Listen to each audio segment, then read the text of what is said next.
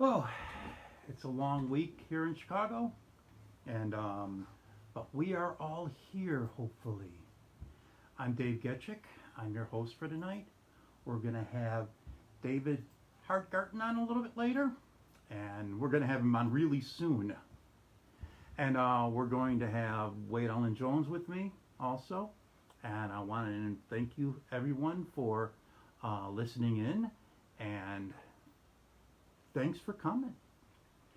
You know, it's Memorial Day here, and I don't know what you guys do on Memorial Day. A lot of us go out for parties and stuff like that, but today's a stay home Memorial Day. So I want to thank everybody for sharing your holiday with me.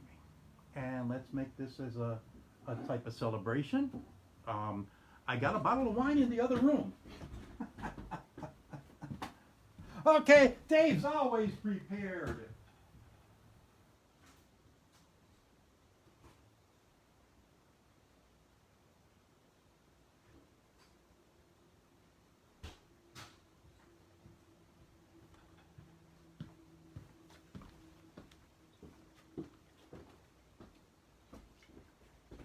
Dave's always prepared.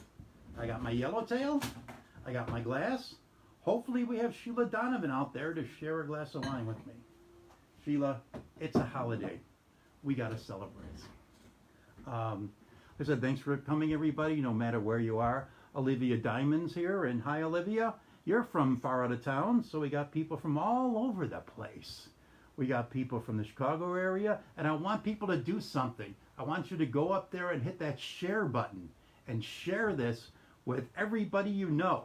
So just press that little share button, and the more comics and the more comments and the more likes we get, the more people will listen into us. In the future, I'm going to be doing something a little bit different, I think. Instead of having Dave Getchick as the live feed, I think I'm going to actually have the event as the live feed. And we got a list of guests here tonight. And at the end, I will be playing, again, Dave's always prepared. We will be playing Cracktopia by Joel Rorty. And I have some new pieces of equipment and bananas. No, Sheila, you need to have a glass of wine. Anyways, we're going to be playing Cracktopia at the end of the show. And next week, we're going to have Jared Smith on. And after Jared Smith is on, I'm going to be interviewing Jared Smith. And after we interview him, we're going to be playing a CD by him called 7 Minutes Before the Bomb Drops. That features Lem Roby, the son of Tom Roby, doing music. So without further ado, hey Ray, how are you? Haven't seen you for a while. Hey Barry. Anyways, I want to thank everybody for coming. And I want to get the show started. And I do that by going over here and bringing up the Buddha. Bringing up David Hartgarten. So give me a second here. And we go there. And David is going to be joining us as soon as I press this button there. You know, it's a totally different world when you're running your own tech and you don't have somebody to, previous way sending you to, okay, let's go there. It's a totally different world when you're running your own tech and you have all these things going on. I got 2 computers, maybe 3 computers going. I got a smartphone going, which my smartphone is kind of a computer also. And I got speakers going on and stuff like that. And I'm going to flip this around. Wire tears the fabric. And nobody said it was going to be true. I think David is there. And I'm going to go. And I'm going to go. Hold on to David. Hold on. We're going to go with that view. No, we're going to go there. How do I get off this? We got to unmute me. And we just start my video. I unmuted you, Dave, but I still can't see you. There you are. There I am. Okay. Okay, I'm going to put everybody on here. Switch to active view. Okay, I'm going to change to the active view. Okay, we're going to put everybody on here. and I'm gonna have to make some adjustments because I moved cameras around and stuff like that after we started here. His tablet and facing it toward another screen so that we're all on Facebook Live. So everybody's on Facebook Live. Let me get the volume here. Somebody say something. Something. Something. What are we talking about? Okay, Something.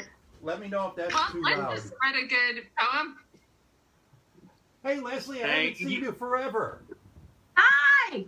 Hi, what you Good doing? to see you. Thanks for being here.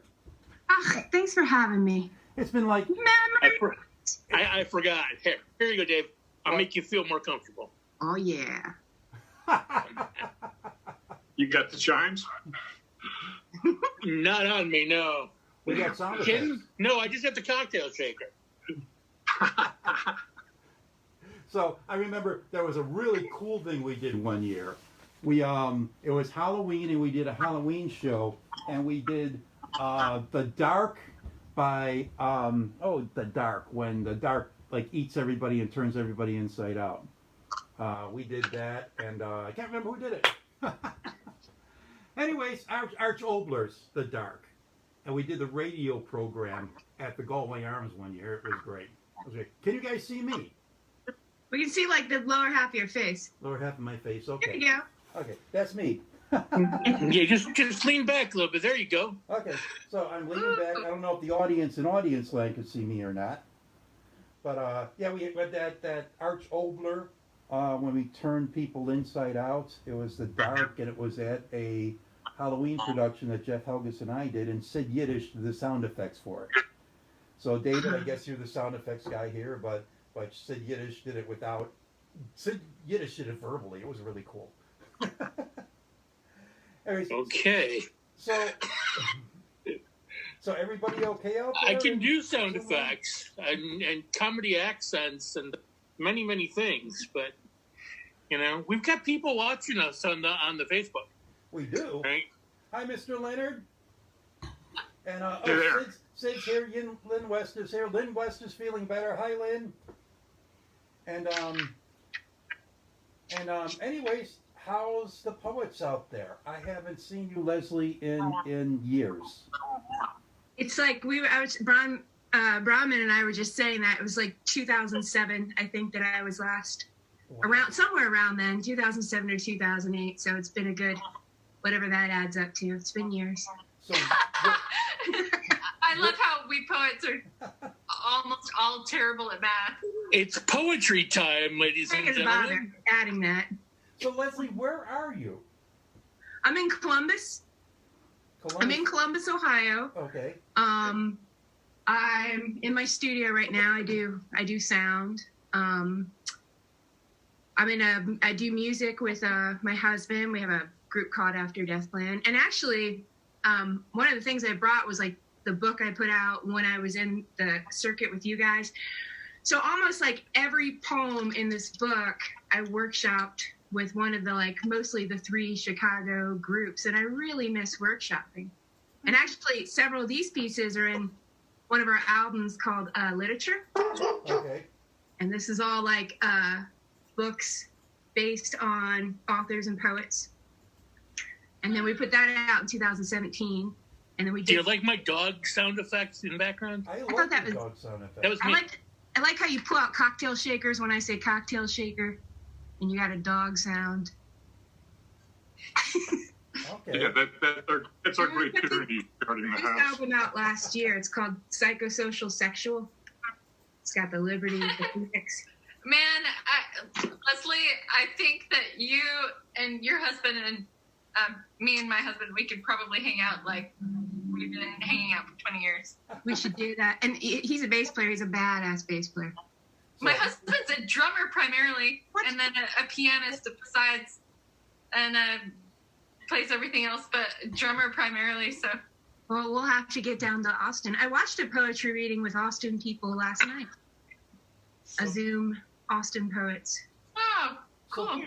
They seem to have. That's not the thing that you were doing, is it, Bron? Or are they still doing that? That show you did a few weeks ago. Oh no, I did a show my friend Tammy Gomez from Fort Worth actually asked me to do like a Dallas/Texas kind of poets show, so I did that.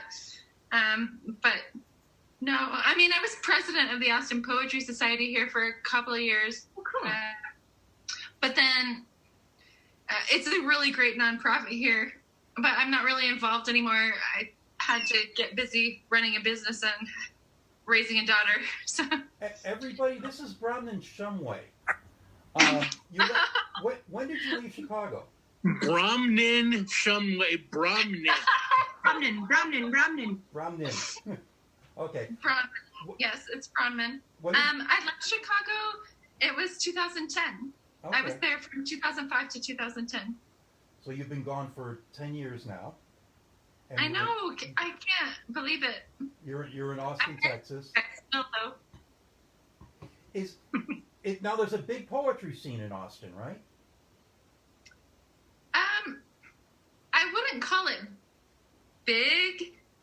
I mean, seriously, when I moved to Chicago, I've flipped out because I came to Chicago from Texas, and I couldn't believe that there were like 20 pages of litera things that I could go through. And seriously, in Texas, sometimes it's like 3 for the week. So in Austin. So I don't know. There's a vibrant scene. People care here. I can't say it's big necessarily. There's a lot of music there, though.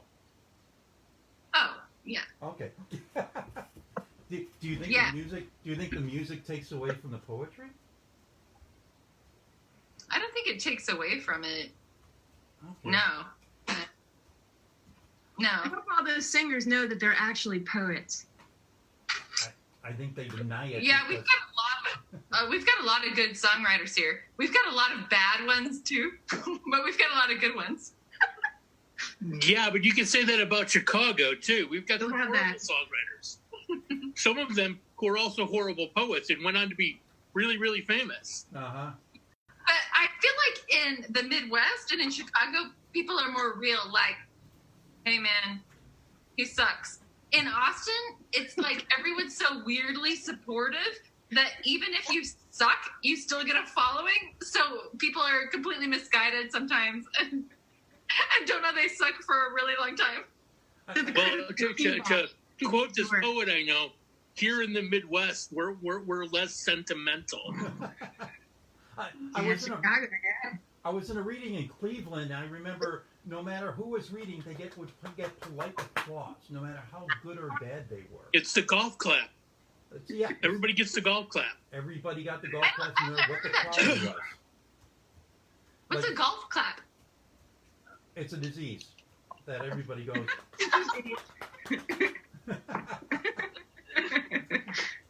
It's a sexually transmitted disease among the aristocracy in America that play golf. It's a contagion. It's a pandemic. That's hilarious. Not to be confused with the golf crabs. We got Very different. We got Leonard with us also, right? Yep. Yeah, Len's down here in the. Well, everybody's in a different order on everybody's screen. I was going to say down here, but he's probably not. Yeah.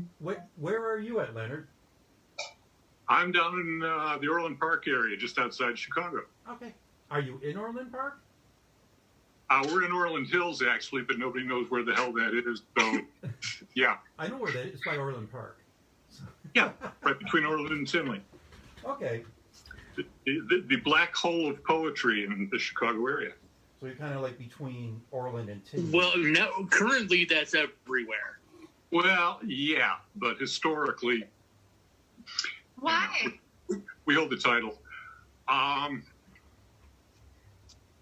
Nobody seems to know anybody down here.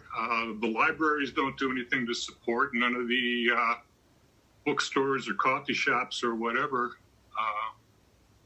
have any interest in literature of any kind. So, Carl Sandburg High School is down there, right? Yeah, Sandberg and Andrew are the two in our district. Okay, right by Sandbury, there was a coffee house that was doing poetry for a while, like a public meeting coffee house kind of thing.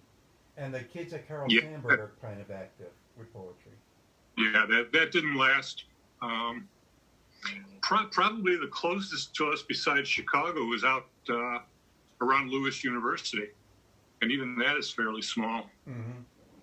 I know Vito Carli has often tried to start up some South Side readings and has never really been able to get one to stick that would last for a long time, which is a shame. So Yeah, I think the longest one had to be at the what was that big barn of a cafe? big. Christopher's. Yeah, well, yeah, that was a good place. But there was also Christopher's, and then there was a place on Chicago Avenue. Which my mind escapes me. Right, my mind's gone right now. But that place had readings. But, The one on Chicago Avenue was the barn. It used to be like a dry cleaners or something like that. It was a Persian rug store, and I read poetry with Gabriel Strozenson in the back of the Persian rug store one time before it was a coffee house. One of the weirder places I read poetry at. Like, yeah, hey, poets, let's meet up at the Persian rug store. Yep. Yep. What could go Well, wrong? this woman inherited this business from her parents, and they had the Persian rug business. Yep. And when she inherited, she turned it into this huge. She covered the space of this huge coffee shop. It's just so we had a lot of space there. Mm-hmm. I remember right when Stevie and I were working on forming the Waiting for the Bus collective. That's where we held the meeting of the tribes, where we tried to get the street poets and the slam poets and the academic poets all together in one place. 4 people showed up. It was fun. Like, kind of now? But I wish I. No, for that one we invited like 150 and 4 showed up. Wow. In this one, I invited 3 and 3 showed up. Somebody should write about that gang fight, by the way, between slam poets and academia. Someday. Maybe you should. Maybe I will. Isn't it called Westward Story? Yeah. So. I don't know. Columbus. I've never been a slammer, so I don't know. I mean, I've always supported my friends and gone to slams, of course, because who doesn't if you're writing and reading poetry and hanging out with poets? But I never was that poet, and I wasn't. I guess I fit into academia better, but I don't know. What was the first place in Chicago that you guys read at? Or in the Chicago area? I'm too embarrassed to say. Why? I read at some open mics at Lewis, and then Donna Boyer introduced me to David and Waiting for the Bus. Okay. So as far as Chicago itself, yeah, the bus. Okay. God, I don't know what my first one was. I used to go to Gomez's a lot, over at Weeds. But I would have to think way back about what the first place was. I think this place. I want to say, I'm so embarrassed to say mine. You guys can probably guess it. Just guess. I was new to Chicago. Where did I go first? Green Mill. Duh! Yes, I did. Okay, I mean, That's a lot of slam poets right there. I used to go to the Green Mill every week. No, I loved it, but it's kind of, It's a little embarrassing that it's like you don't know where to go in Chicago, so of course that's the first place you go, and I was one of the ones who did. Well, it's the most famous place for where to go if you're a poet. There's nothing wrong with going to the Green Mill. I mean, I haven't been there for a long time. I used to go every week to the Green Mill and every week to Fitzgerald's. I mean, it was the place to go to. We didn't have the internet, and everybody would go just to find out what was going on in the poetry scene. So there's the Green Mill's a nice place. How about you, Dave? What was your first I place? love it. It's just, I found a home later in other places, like the cafe with Charlie Newman and Buddha and other people, smaller places that were, I just found my peeps there easier. The first place I read at was Skokie Public Library, I think. First place I read at was Skokie Public Library, but I really developed more of a style at Fitzgerald's. I was going to Fitzgerald's all the time. That's back when I was a poetry slam champion at Fitzgerald's. So yeah, I used to slam a lot. I started out as a slam poet in the basement of that rib joint, Hoxie's. We got dragged into forming a slam team because it was the 25th anniversary of the slam at the time, and they were holding the big nationals here in Chicago. Okay. What year was that? I don't remember no years. Okay. But it's when there was They all slide together. It was when a whole bunch of people sent teams to the Green Mill to compete, right? I remember my bookstore sent Joffrey. So Joffrey was a Puddin'head representative for the slam. He won the slam that we held at the bookstore. And I remember us having, we were having a face-off, a semifinal match against the In One Ear. Okay. I was the Chicago runner-up for the first National Slam, because I'm an old guy. But I don't. So Leonard, did you slam at all? No, never did. Okay. Never had an interest. Lydia Gomez says she read there once and was scared to death when she was a new poet. That reads. There's a lot more scarier places to read than the Green Mill. I didn't find the Green Mill scary. I just, I don't know. I guess, like I said, I just was happier in smaller venues eventually. Yeah. I mean, I definitely was always happy in smaller venues. I didn't think it was scary. I just think that it was more of a place that you perform than you workshop. Yeah. Right. Well, I don't know. I look at open mics as always being workshops. I mean, you go there to work out your craft. Well, it all depends. Like, at the Funky Buddha, they definitely make it a show. I mean, they play you on with heavy metal music, you do your bit, and then you get off, But I've always thought the best part of an open mic, and this is how I ran my open mic, was the discussion part, where poets actually talk to each other. Yeah, I liked actually socializing probably better than reading or hearing other people read, to tell you the truth, because it was just like, writers, come here. Please. Yeah. Please love me, and I want to love you too. Please. Validate me. Is that community essential for a writing career, at least for a poet? I don't think it's essential for a career, but maybe for your mental health. Okay.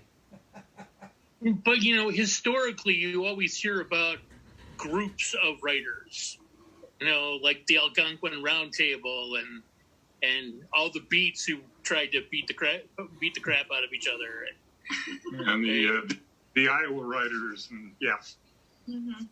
Yeah. I mean, I'm always jealous. I'm totally jealous of, they're all dead and committed suicide, but Robert Lowell and Anne Sexton and Sylvia Plath and that whole Boston crew, I've always had a thing for those cats, but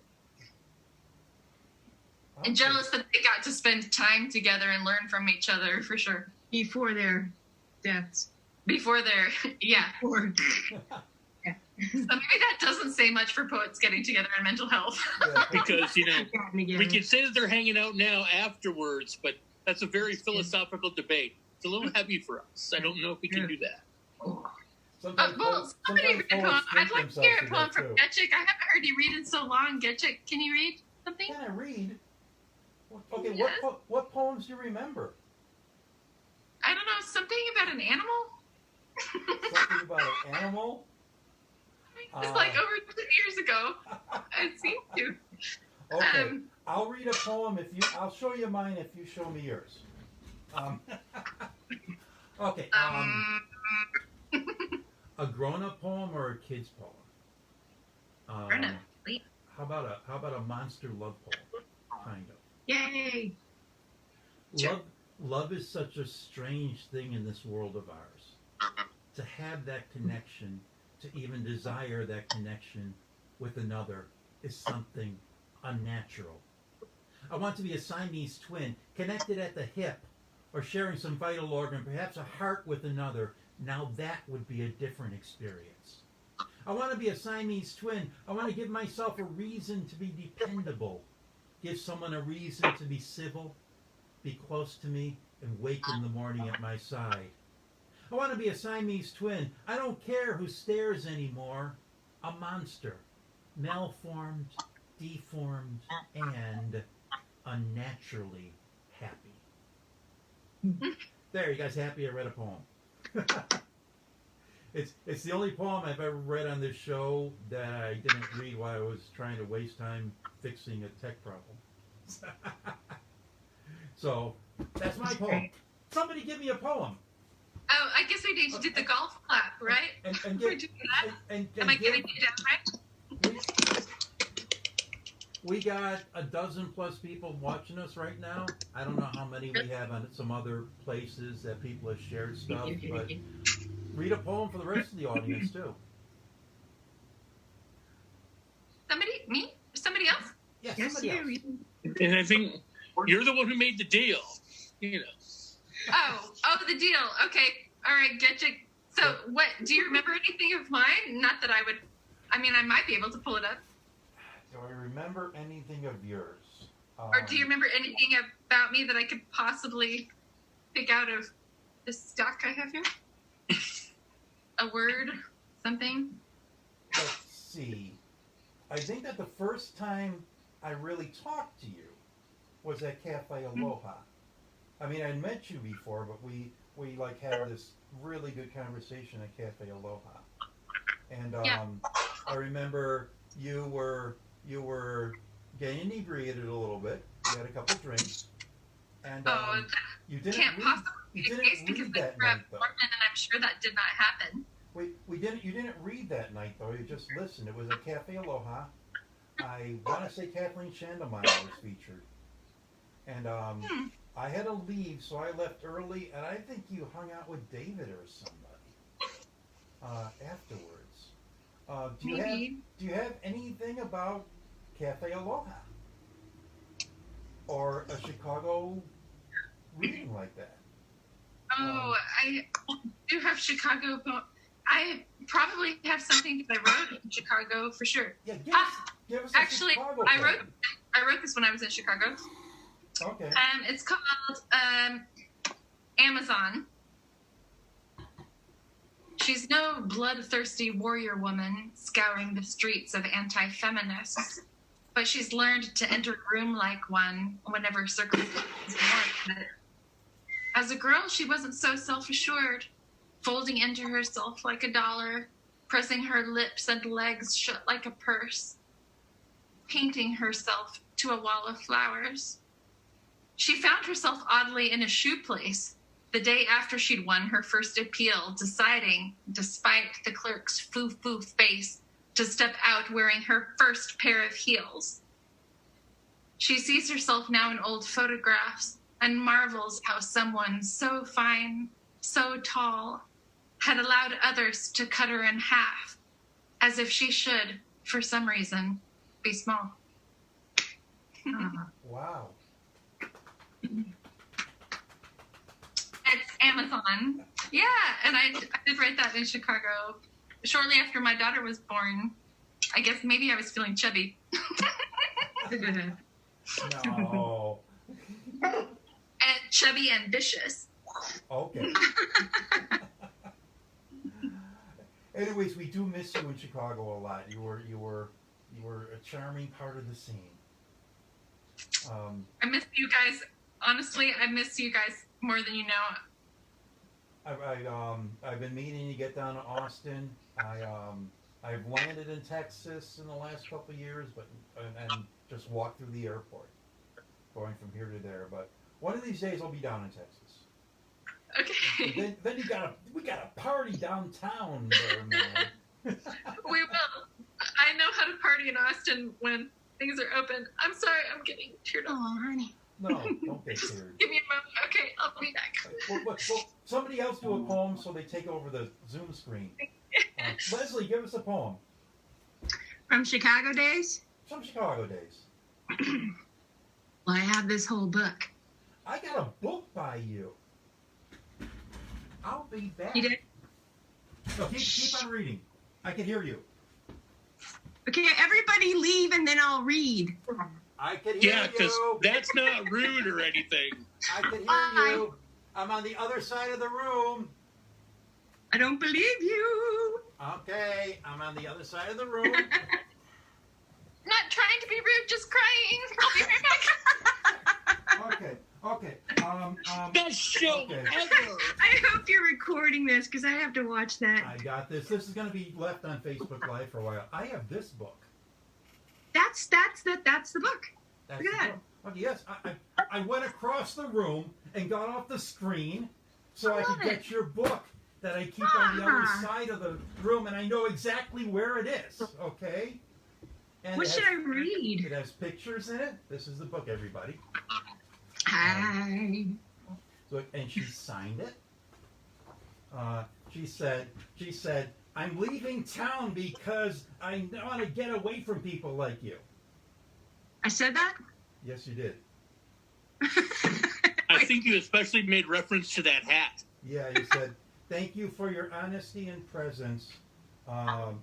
May please. Now, please.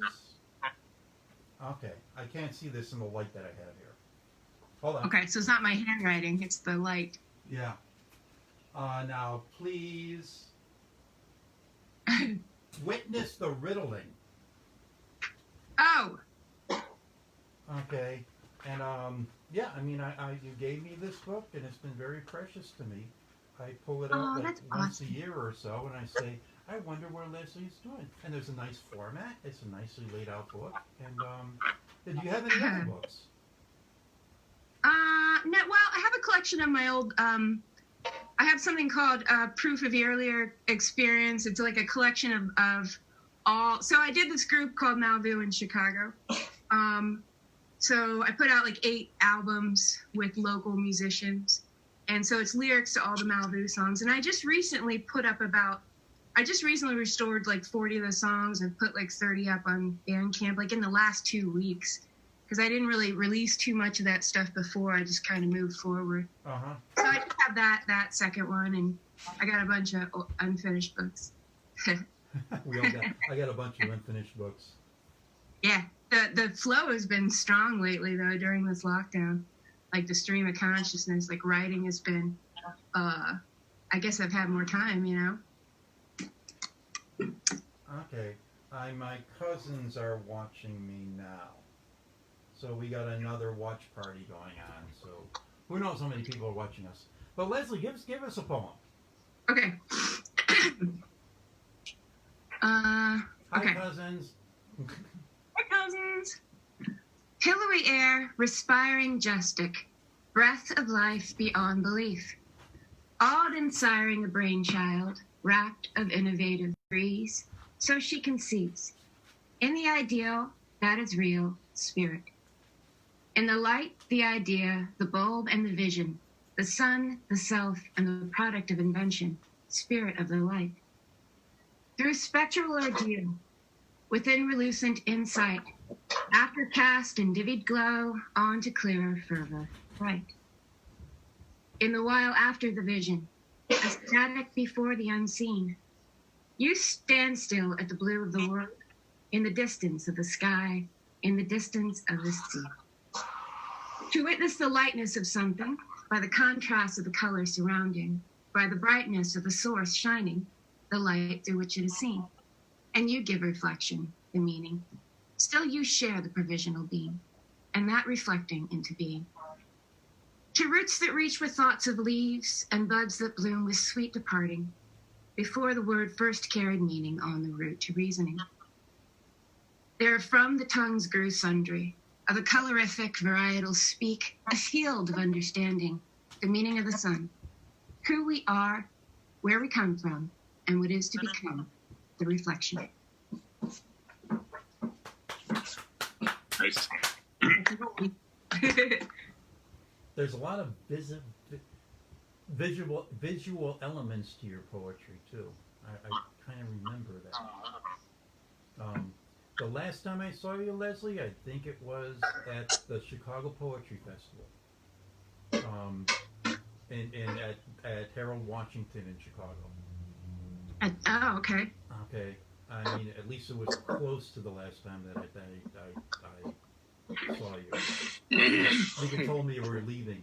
I don't remember when I first met you, though. I guess I'm trying to remember that. I'm trying to remember that at the library. At the library was one of the last times I saw you, or the last time I saw you. I don't know. I was selling books and I don't remember. I don't remember off the top of my head right now. That's okay.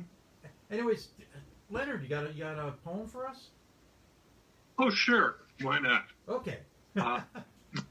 This is out of the book that the coronavirus is trying to devour, just like everybody else's books. This dropped on March 18th, which, good timing. Good timing. But it's a collection primarily of prose poems. There's a few hybrid prose/free verse ones in there. All of them are ekphrastic. Without my sourcing, along with the poems are in the book, what the inspiring piece of art was. Most of them are just photographs found here and there. And this is your brand new book. Yeah. That The only thing I've done newer than that is April. I did the Poems Against Cancer fundraiser again for the 7th year, and I've got the chapbook from that. But as far as collections, this is the latest one. Okay. I remember Janine reviewed this in her Janine Ravslut's poetry reviews on Facebook. Yeah. And I reposted it on Chicago Poetry Book Review on Facebook. Oh, cool. So maybe everybody will go and like those two spots. There we go. I'm sure Karen Kelsey would be real happy about that too. Can you show me the title again? Yeah, it is Letters, what? Pictures, Postcards, Letters. I'm on an iPhone, so it's probably backwards to everybody. There is a way to raise your right hand. Okay, here's my right hand. Yeah, because to me it's a backwards image. Well, I can read it. It's forward to me. It's Okay, forward. that's cool. Okay, anyways, read us a poem. I will do that. This was done in 2018 when a press that I had done work as a reader for was doing a 31 poems in 31 days thing. And this is the first time it's actually been read. Wow. Standing unexpectedly in the forest undergrowth, with twigs and branches miming antlers above your cautious brown eyes, you could be taken for a white stag, an elemental force of reconciled differences, of magic and entramping spells. Mysterious enough that the wolves in these woods respect you, no matter how strong the hunger you awaken. Turning their heads away as I will not. Held in the desire to write you of this dream, to live with you forever, to feel your voice for the first time again. Oh, That's awesome. Feel your Well, voice. you actually remind me a little bit of Hayden Carruth. Okay? I like him a lot. He wrote the world's best poetry. He edited the world's best poetry anthology. In fact, I'll be right back. I We think will now go get this poetry anthology so that he can show it to us. Dave, unlike most celebrities, does not have the bookshelf directly behind him Oh no, I had as it the across room. backdrop for how smart he is. Okay. I mean, I don't want you guys to know how many books I have. You wouldn't believe me anyways. This poetry anthology probably made me a poet. It's called The Voice That Is Great Within Us. And it's the best anthology of 20th century poetry that anyone has ever done. That's the commercial. Okay. And I didn't publish it, Thanks so. a lot. Yes. And that's without exercising any hyperbole. Hey, David, you owe us a poem. I do. Yeah. Mhm. Wait a minute. I'll be back in a second. I never read my own poems on the show. I always read poems from the late great Leslie Heath Morrow. And they never have titles. They all have provenance. This is written on an envelope found in a used copy of 9 Stories by J.D. Salinger, purchased from a used bookstore in Eugene, Oregon. Penny pitching dead-end kid posers laugh too loud, talk about tomorrow and tomorrow, strut like Salinger heroes. I sell them cigarettes. Fingers crossed, we live another day. The whole thing. What? Hi, Laura. How are you? Hi, Felicia. Got some other people joining us. What about your everybody's shortest poems ever? I was going through poems today to maybe read for the it's one line. I don't know. What does anyone have like their access to their shortest poem ever? probably the shortest, other than a couple of American sentences that I don't have memorized. If each day is peace and love, then this, as any other gift, apart. One of my shortest poems was called Amerigo Vespucci Bleeds Upon His Map. And it goes, Bleeds upon his what? bleeds upon his map. And it goes, it is only a paper cut. It is not an omen. I did not put this blood here. That's probably my shortest poem. Lots of blood for such a short poem. So violent in such a short space. It is only Very American. It is only a paper cut. It is not an omen. I did not put this blood here. Yeah, it's worthy of Janine Raislute with her sliders thing that has lots of violence in it. I The should. shortest poem I've ever written off the top of my head is probably, I am guilty of throwing rocks in the water. The ripples are a natural and not unforeseen effect. My only responsibility is in how I choose my rocks and how hard I throw them. Boulders should not be thrown into puddles at 1,000,000 miles an hour. Wow, you another rock poem. I like rocks. I'm a rock guy, yeah. And another one with a lot of violence in a small space. Wow, Why are the boys so violent? it's the testosterone. Don't you know that? Boys will be boys. I We don't don't say get to that. play our sports or watch our sports anymore. You don't Who realize is how much that? testosterone is building up in this country. I'm sorry. You guys all know, I got somebody We got a sixth thing on the screen, at least on mine. Brett. Yeah. Who's Brett? Brett, I think that might be my brother. Maybe. Hi, Brett. Oh, hi. Hi, yeah, Brett! Hi, that's Brett. who I am. Sorry, Brett, I just got the email and I'm in the middle of work, but I clicked over. So sorry, don't mind me. Yeah, but Yeah, just ignore my genius producer brother in LA. he's just observing. I think this he- is the genius producer brother in LA. I think he needs to read a Hi, poem, Brett. though. Everybody else read a poem. I wish I did. I would love for Brett to read a poem. You know, I have 4 brothers and sisters. I'm the oldest of 5, so we've got a big crew. And they just But thanks for jump being into here, everything bro. you do. I'm gonna have to read a poem while my brother's here. What kind of poem do you want, brother? You want like sad, despondent about our family? I mean, She's saying it's all on you, Brett. Family secrets. Well, are there any other kind of poems? I don't know. yeah. Okay. Oh no, I don't want to read that. It's weird when your family gets involved. So, well, Well, actually, this is a newer one, and I'm not sure how good it is. So maybe you guys can tell me.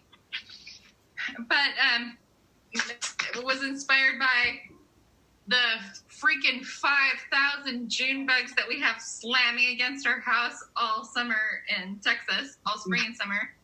So this is Waltzing with June bugs. You taught me to believe in dreams.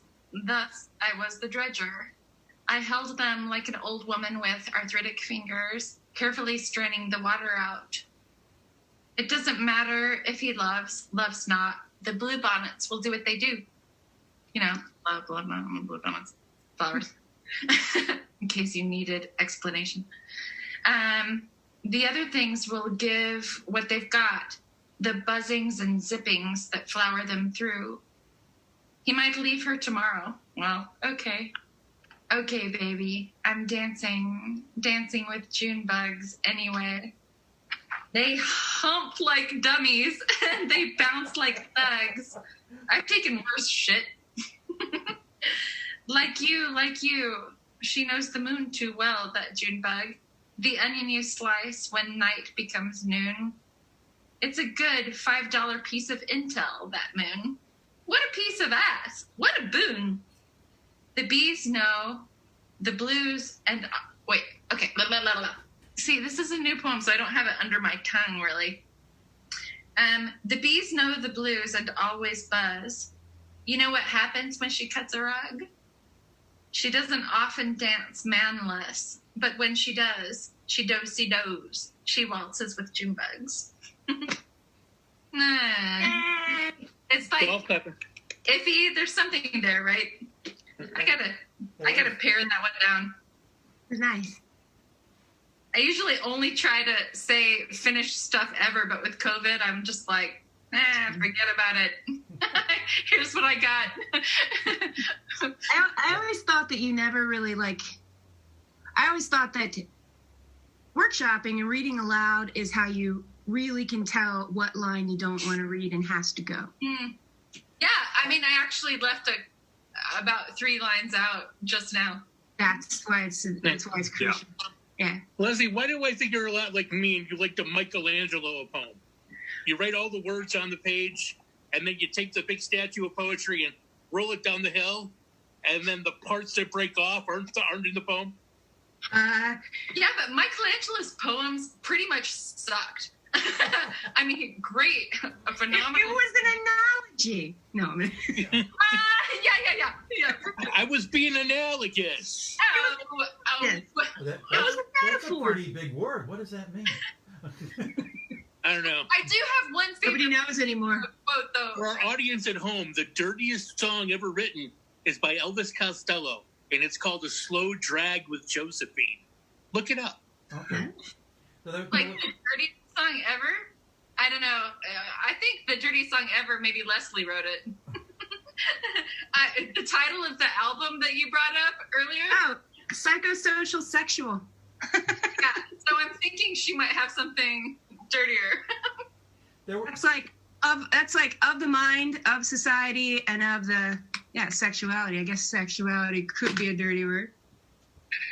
Well, could everyone read one more poem, and then I'm gonna kick you guys off because I'm gonna get Wayne Allen Jones on the Well, line. I know that Leslie and Len are behind on poem reading, Okay. so I've been keeping track in my head. It's not hard. It's the only thing in there. I'm working on a song I'd like to kind of workshop. Okay. Go for it. Yeah. So it's going to have song meter, right? So get ready for your Dr. Seuss. No, I'm kidding. And actually, I'm probably going to kick a whole verse out. Say workshopping. So this is called, I don't know the title yet. Primitive superstition. You know that there's something to explain. Start with things you take for granted, like the sound of this confession. The music is less subtle. The noted emotions are the same. First, there's what you're saying, then the implications of what's unsaid. There's how much I love you, and so much more I can take. Melody, harmony, the player, and the refrain. Remembered experiences, interpretations of what's been said. The soul speaks of joy and sadness while you stand there in your madness, joining the sound of spinning planets. From all that noise it cuts through, I love you. Memory, gravity, matter, and restraint. Memory, gravity, matter, and the embrace.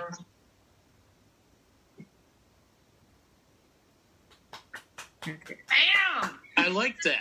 From all the noise, what's the line from all the noise that cuts through? Joining sounds of spinning planets.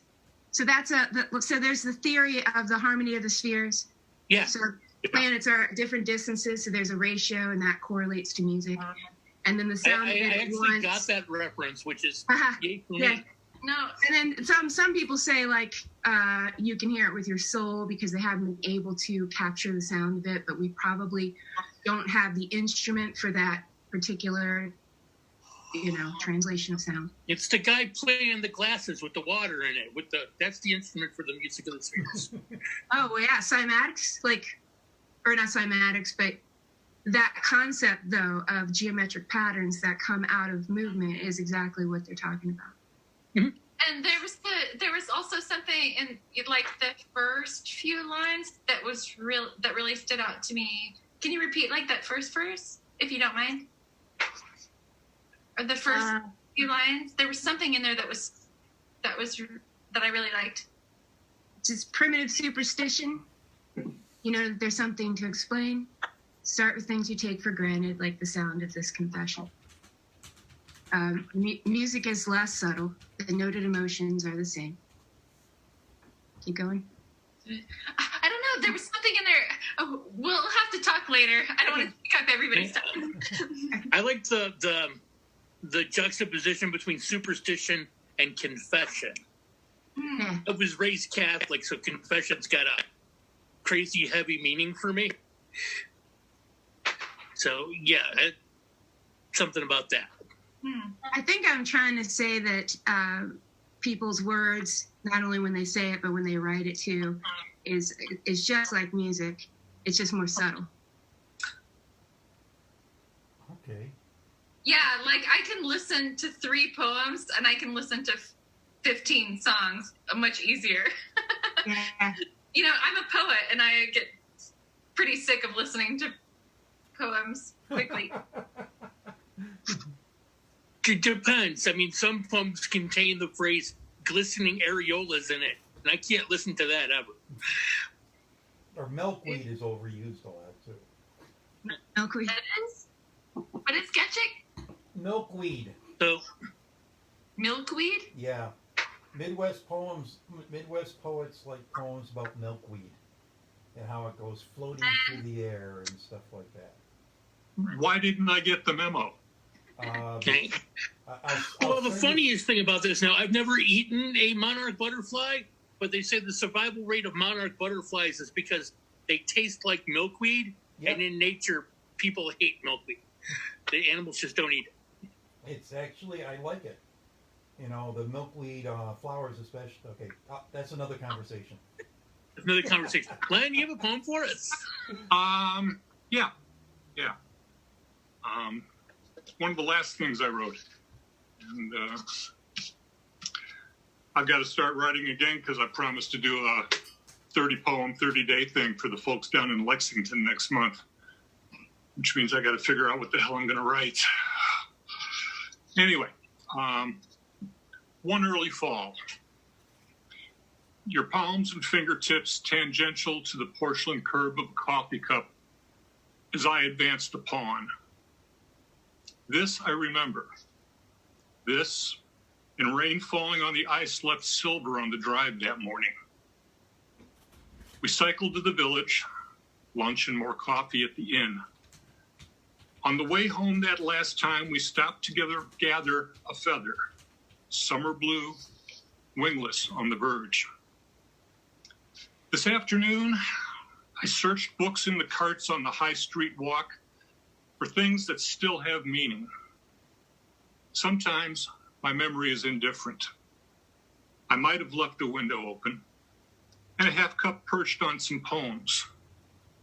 My scarf and coat were with me at least, still a plus as spring arrives. Your neck, its curves and concavities, was nowhere on the pages I turned, but I swear they're in an unkept atlas somewhere, mapped by another lover, past or future. Dude. That was great. That was Bigger nice. than a golf clap. So when are you going to Louisville, Kentucky to read poetry? No.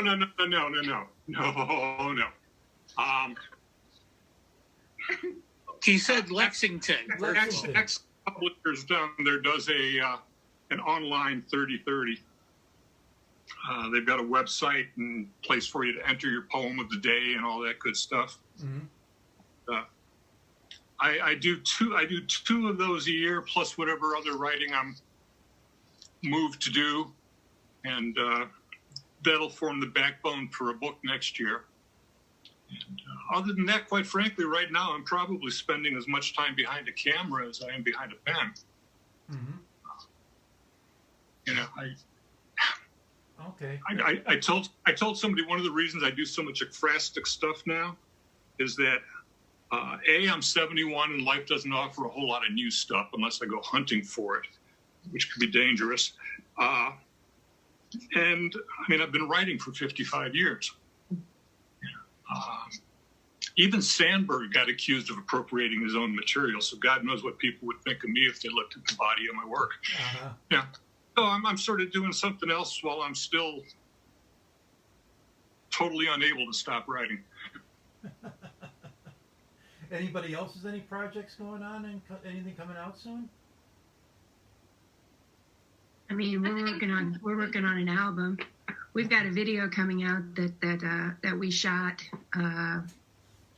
for a song called Secret Heartbeat. And we were running around the woods in these like tall pine areas. I made this costume of all like a dudula, like a living green veil costume. We have a lot of scenes with. Do you have the track? Can you just play the track? Can we just listen to it? I have like I don't have the track. I have like excerpts from it on our Facebook page. Well, that would be. I guess I'll go back and listen. But the track, to get the track, I have to boot up all my. Got it. I don't have it like on my computer, but. She's got to turn on the power grid. But like last year, Put up all the machinery. I got to fire up the power grid. Last year, my husband and I shot our first like 4 music videos for the release of this album, and then we got a grant to take our video capabilities a little bit further. So, like we got a gimbal, so now we have movement in our pictures, and we've been studying on So this, Leslie, you probably ought to actually connect with my brother who's on here because he would be able to help you. He's yeah, we should connect. I mean, I'm an engineer. I have a studio, and knowing musicians is. I'm actually starting to mix more now since the lockdown, and it's a lot of like Zoom kind of videos. like, what program do you use when you do mixing? When you I use Pro Tools. yeah. Yeah. I've been like, since I started working in the industry in like '98 in Chicago. Okay. I've been doing it a long time. Like Cool. On that note, while we're talking about music, I should plug him. Otherwise, he'll beat me with a stick. They go over to SoundCloud and look up the Chicago Word Brigade. You can hear the a lot of things that Charlie Newman has been up to with making some music. What is it? Chicago Sound Brigade? Chicago Word Brigade. Chicago Word Brigade. Okay. Anyways, I got Wade Allen Jones waiting in the eaves. Waiting in the wings. Yeah. Okay, so this has been the first real installment of Zoomin' with the Buddha, and you guys have been great. And I will see you all next time. I'm going to throw this back over to Dave, who's going to talk to Wayne about other stuff, and I'll probably still be listening on Facebook with this thing in my ear. You guys can keep zooming together if you want. Yeah.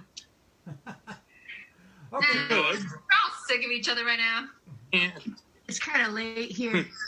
Anyway, And maybe at some point we'll Zoom without you, Dave. okay. My family's hungry, but it's been nice to see you guys again, and also to meet you, Len. Both of you too. I really enjoyed your stuff. Thank you. Thank you. And Brett, thanks for joining us. Yeah. Are you Hey, still thanks for letting me crash the party.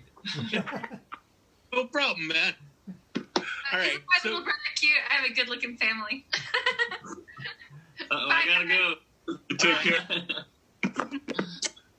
Hi, guys. I'll see you all next time. Bye, Buddha. Bye, Dave. Bye. I'll see you guys all soon.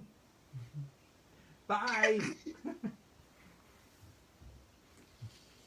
Anyways, we're gonna have Wade Allen Jones on here, and I have to clear this up, and I have to send out the invitation to Wade Allen Jones, and then I have to go here, and I have to open this up, and I have to wait for Wayne to show up.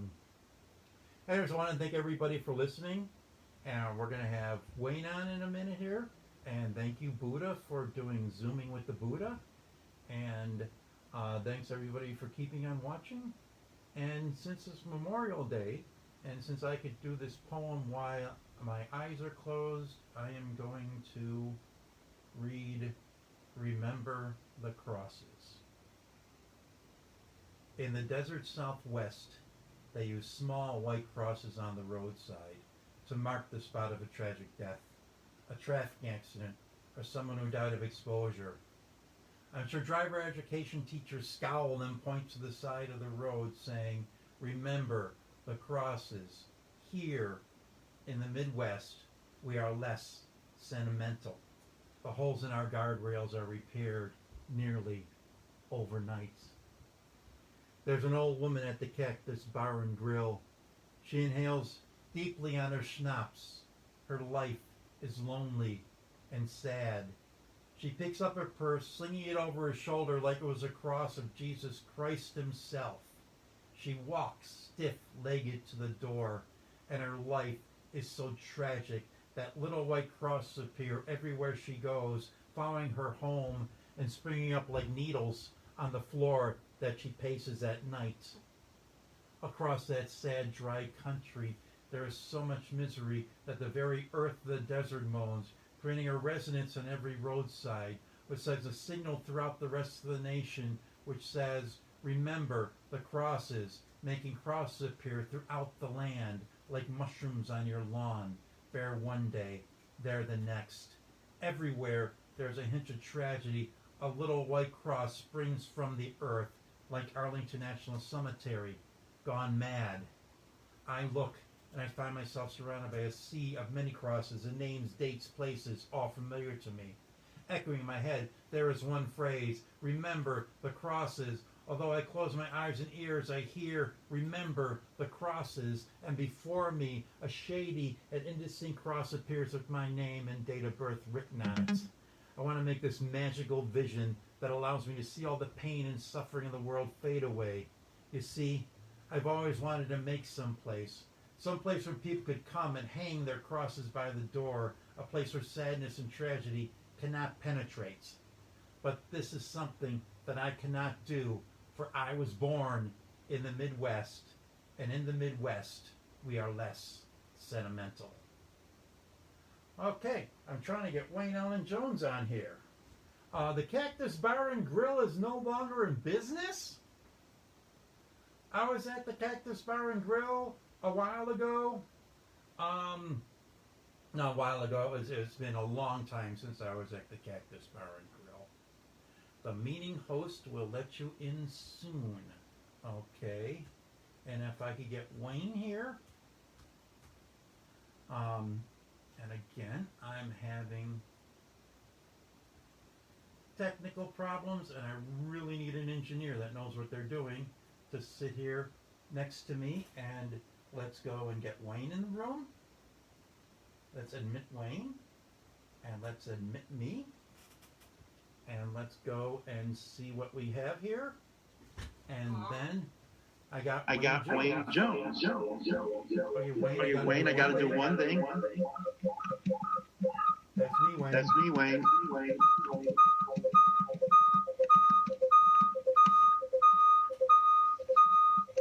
Give me a second here. I like that background you have. That's my cosmic background. Okay. Should have this go away in a second.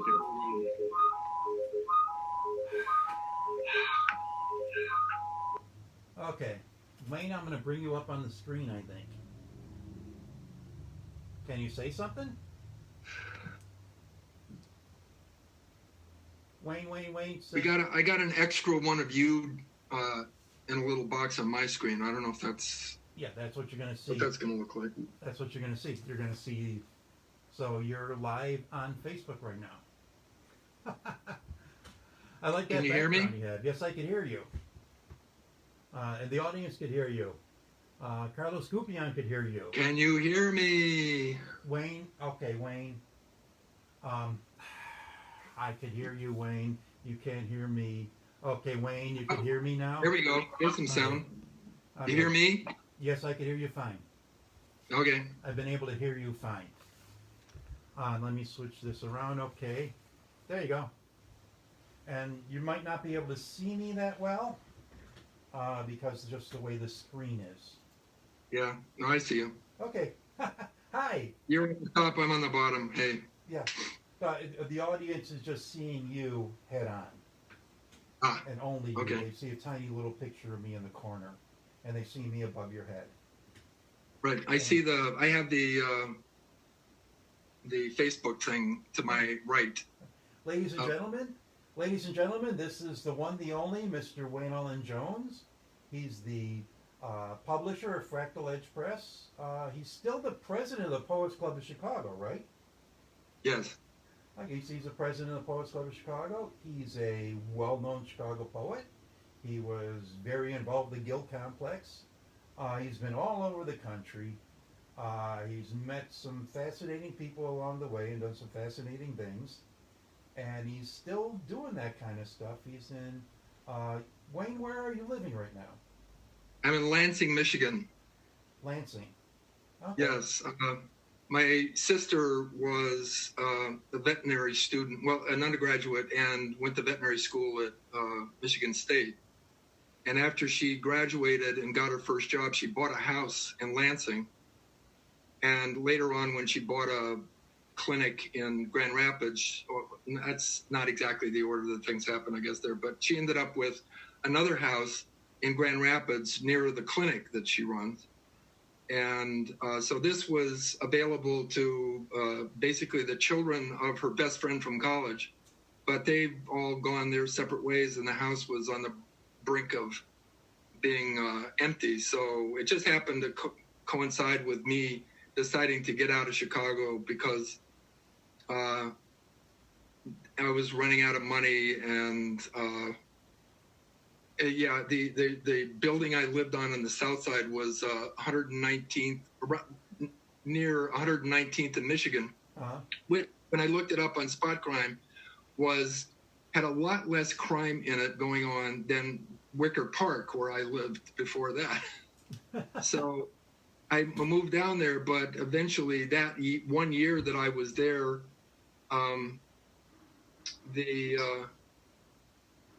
the coroner, the guy who runs the drugs at 119th in Michigan, Okay. was the former boyfriend of the woman who lived on the second floor of the building that I was on the third floor in an attic. And she had 8 kids or something like that. And they had a falling out. So he started dating her oldest daughter, which meant he still kept coming on the weekends, yelling at the top of his lungs continuously for 3 times 24 hours. Do you like being out in Michigan rather than the big city? Well, all of my connections that I care about, except for my sister, are in Chicago. And so I was driving back and forth like every week for a while. Uh-huh. That was all, they obligatorily focused at least once a month on the weekend that the Poets Club of Chicago was meeting. And so, you know, it's like my body's here and I've got no constraints or anything. I've got really nothing to do except I'm currently assaulting the backyard, mowing the lawn there in a silly way. But is there any literary community out there? Is there a literary life? Oh, yeah, it's fabulous. I mean, Fabulous? it's really shockingly wonderful. One of the groups that I ran into almost immediately when I got here is held once a month at the Robin Theater in Lansing. And it's a little tiny storefront deal with a stage that's about 3/4 of the width and a similar depth and a proscenium arch and all that sort of stuff like that. And they have various kinds of events. They have plays, they have concerts, they have jazz, they have all kinds of musical stuff. And one of the things they have is a monthly poetry reading. Uh-huh. And they're basically, everybody gets to read one poem. It's like crazy trying to get on the list of 27 people who read, and the place is packed. It has like 95 people in it. I mean, that's coming from Chicago. I tell everybody, this is like, I don't even get this. How can there be this many people in one place doing this kind of stuff? Maybe because there's less competition. Maybe because there's less readings going on. Everybody shows up at that one reading. Well, no, there's not one. There's quite a few other readings around town. I mean, it doesn't compare to Chicago. I mean, Chicago has one or more every day. That's one of the first things I did when I came to Chicago was I looked at CJ's website and took a calendar and figured out where all the readings were. And there literally was at least one reading every single day of the month. Mm-hmm. And so, silly me, at the time I was a graduate student in, I guess prior to that, I was still working for the computer companies, Hewlett Packard, I guess, by that time. And I lived in Lincoln Square. And it was, at some point I just sat down and figured out where all these things were, and then I started thinking them. What were the earliest Chicago readings that you read at? Well, while you guys were talking before, I made a list, actually. Made a list of everywhere you read? Well, no, the first places. Okay. You mentioned Cafe Aloha.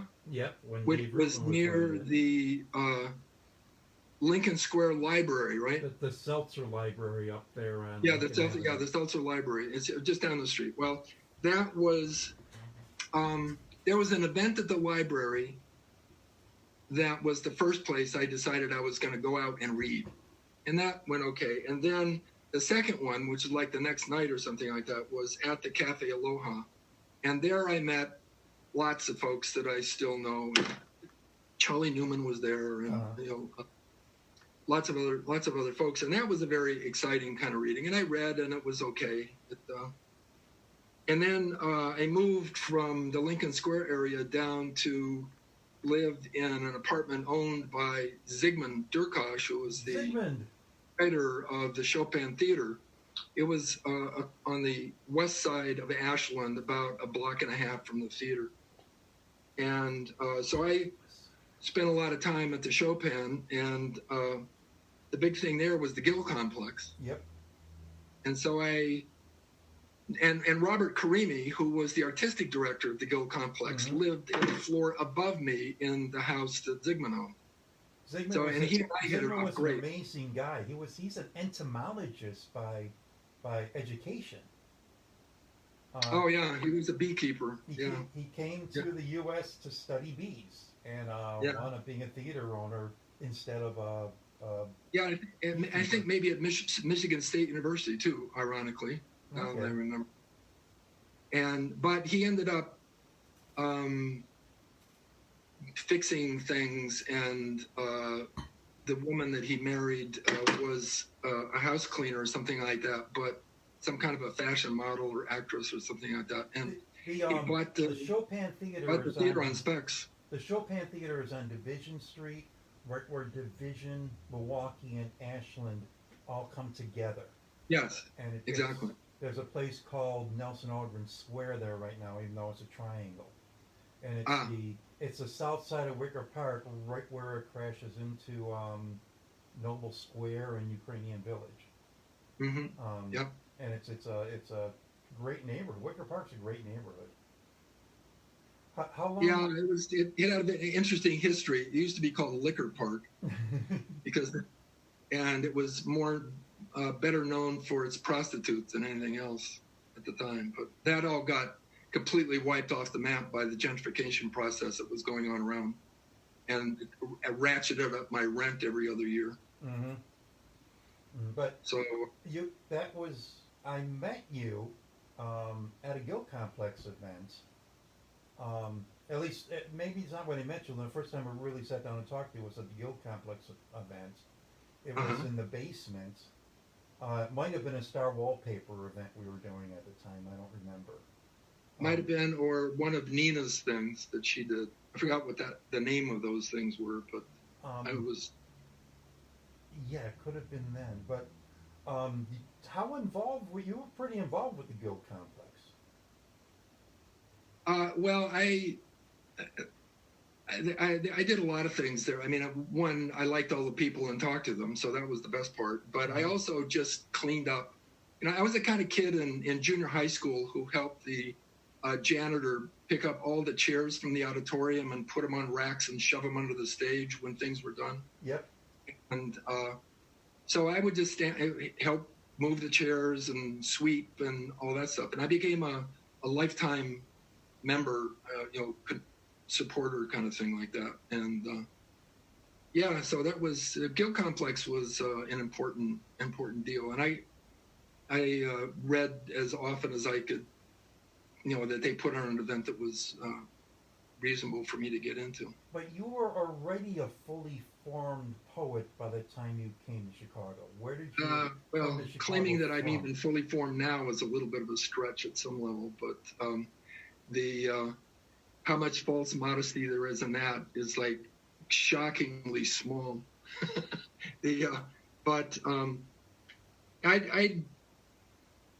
been trying to become a poet, and what interfered was the necessity of having like a career. Okay. And I thought it was going to be in science. Mm-hmm.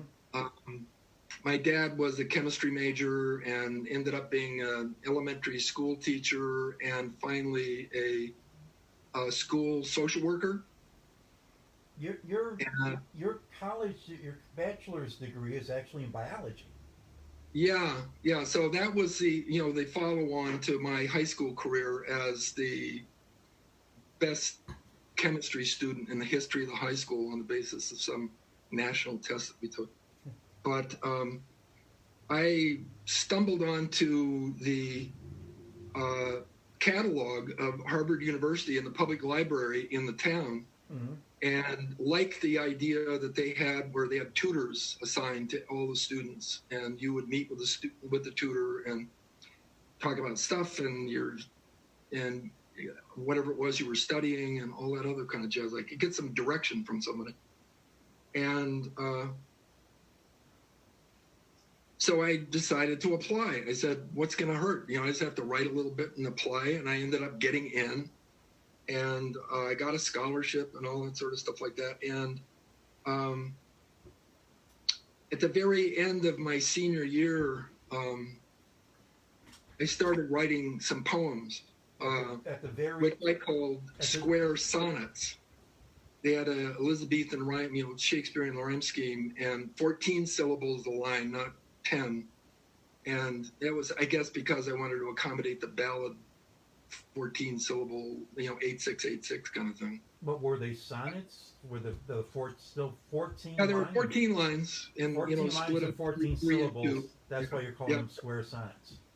Yeah, and so I wanted to do those sorts of things, but and I got to college, and I had to work jobs and make up for money that that they weren't giving me, and that sort of thing. But eventually, the first thing that happened was I took a workshop in the evenings, like once every other week or once a month or something like that, from William Abrams, who was the literary highness of the Atlantic Monthly, I think, at the time. Wow. And he came to Kirkland House, which was the dormitory that I lived in, and we sat around and we read short stories or poems, and he would give them critiques and that sort of thing like that. And that was a positive experience. Some of the short stories were beyond belief. I mean, there's a guy that I keep trying to look up because he couldn't have vanished off the face of the earth without having left some kind of a trail of fiction. But his short stories were unbelievably phenomenal. It was just like... Were you intending on having a career in science at that point? Well, I figured that was my obligation since I was, quote unquote, so good at that. But when I got to Harvard, at the end of the day, when I graduated, I was exactly in the middle of the class relative to my grade point averages and all that sort of stuff. So I was an average Harvard student. Uh-huh. Well, big deal, from that kind of a context. That and 25 cents gets you 25 cents worth of something that somebody sells for 25 cents.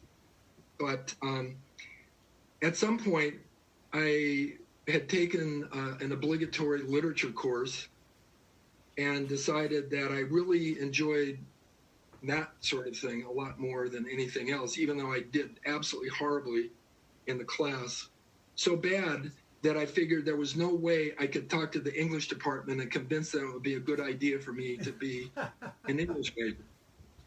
So I decided I would do a stealth thing, which was, I found out that the degree in biology required only 3 out of the 16 courses that I was obliged to take to get my degree. So I figured I would jam the other 13 courses full of whatever languagey things I needed, or self-studies or poetry courses or literature courses and things. I took the introduction to English literature as a senior. So what flipped you from a world of science and flipped you kind of to the other side of your brain? I know it's not the other side of your brain, but to have a totally different interest than when you went in there with. What changed? What attracted you to it? The way that I explain that these days, and I've had conversation with some other folks about this kind of thing like that, but you know, since we were talking about this being kind of like the life of a poet, and the best thing that I can come up with is that writing poetry is a calling. It's something that isn't, you know, a degree-based anything. You either get the word, you know, you get that that job, that thing that you can never not do, and you don't get rid of it. It doesn't matter what you do. I mean, the work that you're doing and keeping yourself, you know, and all the rest of it has got nothing to do much with your poetry, but you are an important person in Chicago poetry, you know, both as an author and a publisher. And that kind of bug, you know, just kept increasing. So I took some writing courses in undergraduate, and then as a graduate student at University of Michigan, when I got my first legitimate degree in English and American anything. And on the basis of their not being able to get jobs, because they went out to, you know, the PhD candidates went out to get jobs the second year I was at Michigan, and they came back and not a single one of them had an offer. And I said, this is not a good sign. I think I better try to get someplace else. So I applied to lots of other places and got into other places, but I got called back into Harvard, and I went there instead of any place else because I had something to prove to myself that I was actually a pretty good student in that kind of a context. And so I went back and I got the whole master's degree from Harvard thing is kind of a fluke. They just sort of said, you know, they said, oh, well, you have a master's from University of Michigan, but we're not going to give you credit for that. You have to take the master's degree coursework here, and at the end of the year, we'll decide, you know, whether or not you're going to move on and get a master's only or go for the PhD. A master's in what? English and American literature and language. Okay. And so I did all right that first year, and at the end of the year, they said, oh, that's great. Well, here's your Harvard master's degree, and oh, by the way, we're taking all your credits from University of Michigan. So I was practically finished with coursework. And then so I spent another couple years there doing coursework and teaching a little bit and that sort of thing. And then I applied and got a job on the basis of something I called where my thesis was going at the UIC. UIC, so you came from there, you came to Chicago. Yes. Okay. Yes. Now, was there a poetry? Did you read poetry in Chicago at that point? Another interesting story. I got my job in 19th century American literature because I had written my dissertation on Nathaniel Hawthorne. And I got the word early on because there were 96 of us who were hired at once to join the English department, because they did not allow any graduate students to teach any courses like freshman comp. So they have lots and lots of freshmen. They need lots of people to do that. And so you came in and you spent most of your time teaching freshman comp in addition to maybe a genre course or two, or maybe a course in your field. So was there a poetry scene that you connected up with then? Oh, no, well, there was a poetry scene there, but it was Michael Ananayo was kind of like the star of that faculty at the time. And there was another guy whose name I'm embarrassed to say I've forgotten. But he had soirees at his house, and he was a pretty good poet, and we worked on a couple of other kinds of projects together. But he and I got along great. We used to have lunch together occasionally. And that was all good, but maybe he was the one who said, you better keep your poetry thing under the wraps. because if they think that you've got your interest divided in two different directions, you're gone. So Because literature and poetry. Oh yeah, they figure they had their poets and they needed somebody in mid-century American literature, 19th century. Okay. And so I kept my nose to the grindstone and all the rest of it. And then what happened was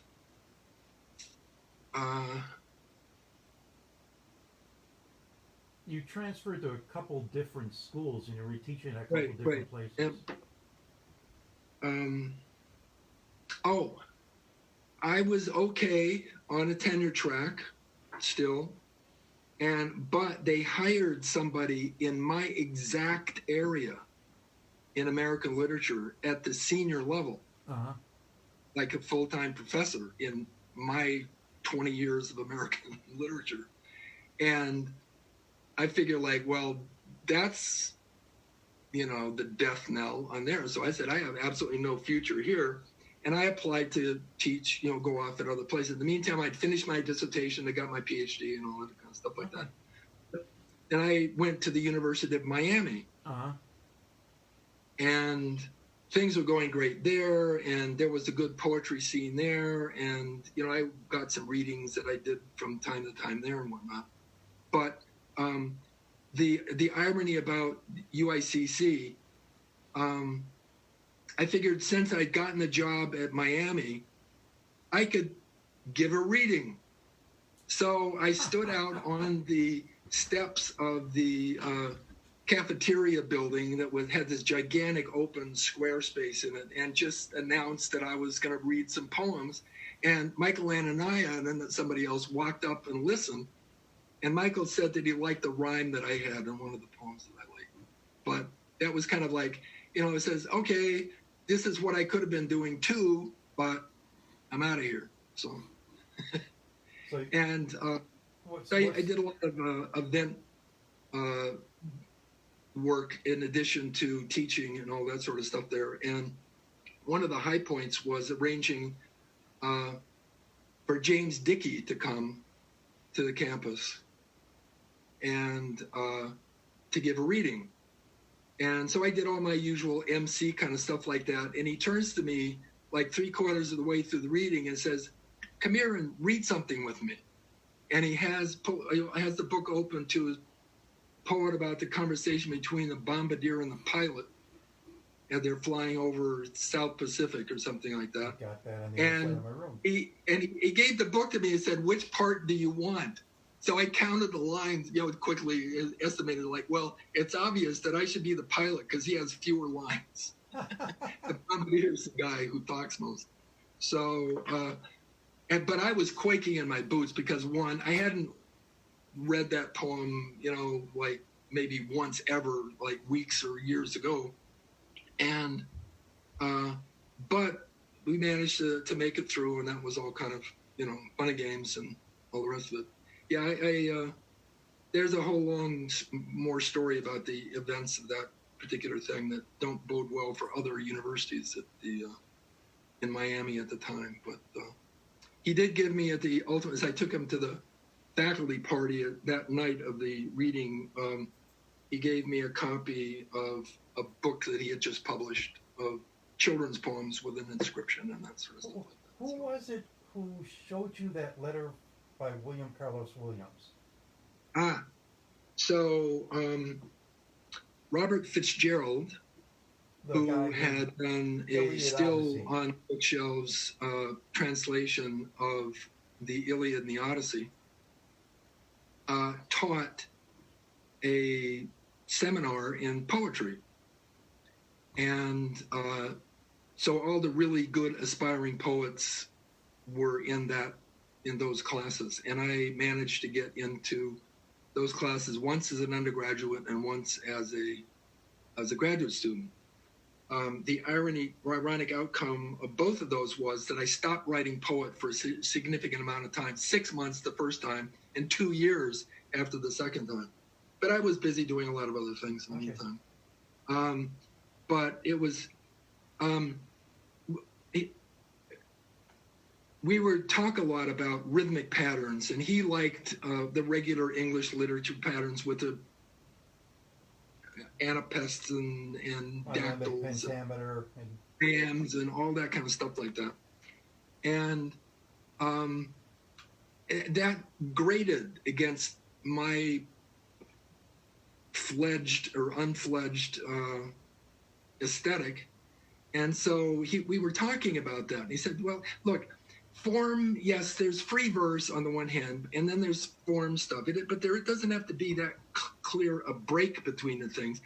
The reason that form is so important is that it puts constraints on you so that you will think more deeply about the words that you put on the page. And so, and so I said, well, okay, I'll do some, and he said, well, hold it. Let me give you here something to think about. He reaches into the bottom right-hand drawer of his desk, and on the very top of a foot-tall stack of papers was a typewritten letter from William Carlos Williams to him about the variable foot.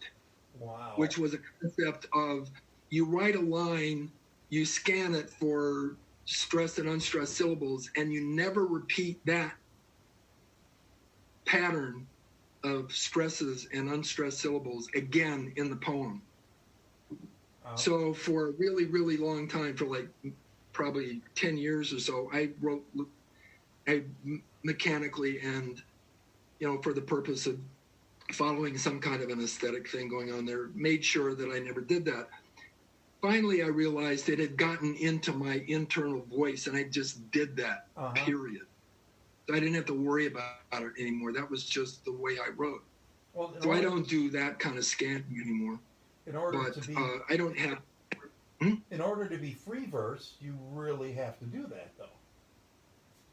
And if you repeat your pattern once, it's not totally free. So I didn't know Williams was thought that way. Wow. Yeah, well, clearly he did, and I think it's ironic because he counted syllables a lot. Like if you go to the poem about the chickens and the rain and all that kind of stuff. Depends upon the red wheelbarrow glazed with besides the white chickens or something like that. That has a very rigid structure. We have like 10 minutes left here too. Okay. Can you read us some poetry? I can read you some poetry. I will read you a COVID kind of poetry thing. Okay. And I'll toast you at the same time. If people want to take a look, there's a place called Peterborough Poetry Project, I think.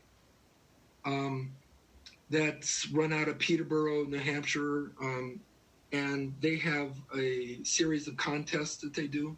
So I submitted this to their concept of 40-line or less poems about what's happening these days. And it's called When I'd Been Alone Too Long.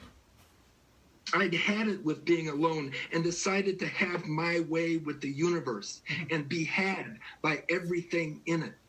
I started in Vegas. I had and was had by everything that walked, crawled, swam, flew, or slithered. Great blues, elephants, all sexes and sexless down to amoebas, viruses, indoors, outdoors, from the Marianas Trench to Everest. Breathing and atmosphere left in the dust, I ranged from atomic helium and picometers to galaxy IC 1101 at approximately 1 megaparsec wide, getting it on from quantum strings to 100 trillion stars, 18 light years away in a heartbeat. Physics be damned. The power's all in the mind. Worn to a picofrazzle, I took a beat and a diaphragmatic breath, grabbed the Sahara Desert in one hand, the Chihuahua white sands in the other, and smashed them in one thunderous clap into a megaton diamond lens that I used to melt the rest of the Earth's sand into a single sheet of glass on which I etched the Kama Sutras of all terrestrial life forms, with an appendix inviting, nay, challenging all other extraterrestrials to add their chapters and information for parsing their symbols, vocabulary, syntax, grammar, and phonics. I also invited plants and other animals of Earth to chime in, offering them media for sonic and visual recordings of all the chirping, howling, squawking, rumbling, and dancing needed for being definitive. In retrospect, I chuckle at how little effort it took to imagine how worn down, reduced to a hypodermic I could feel without doing anything in fact. And yet, with what little effort any limit could be with what little effort any limit could be transcended with no cost but time, effortlessly standing in line with Gandhi at the Burger King, saying in chorus, "Make me one with everything."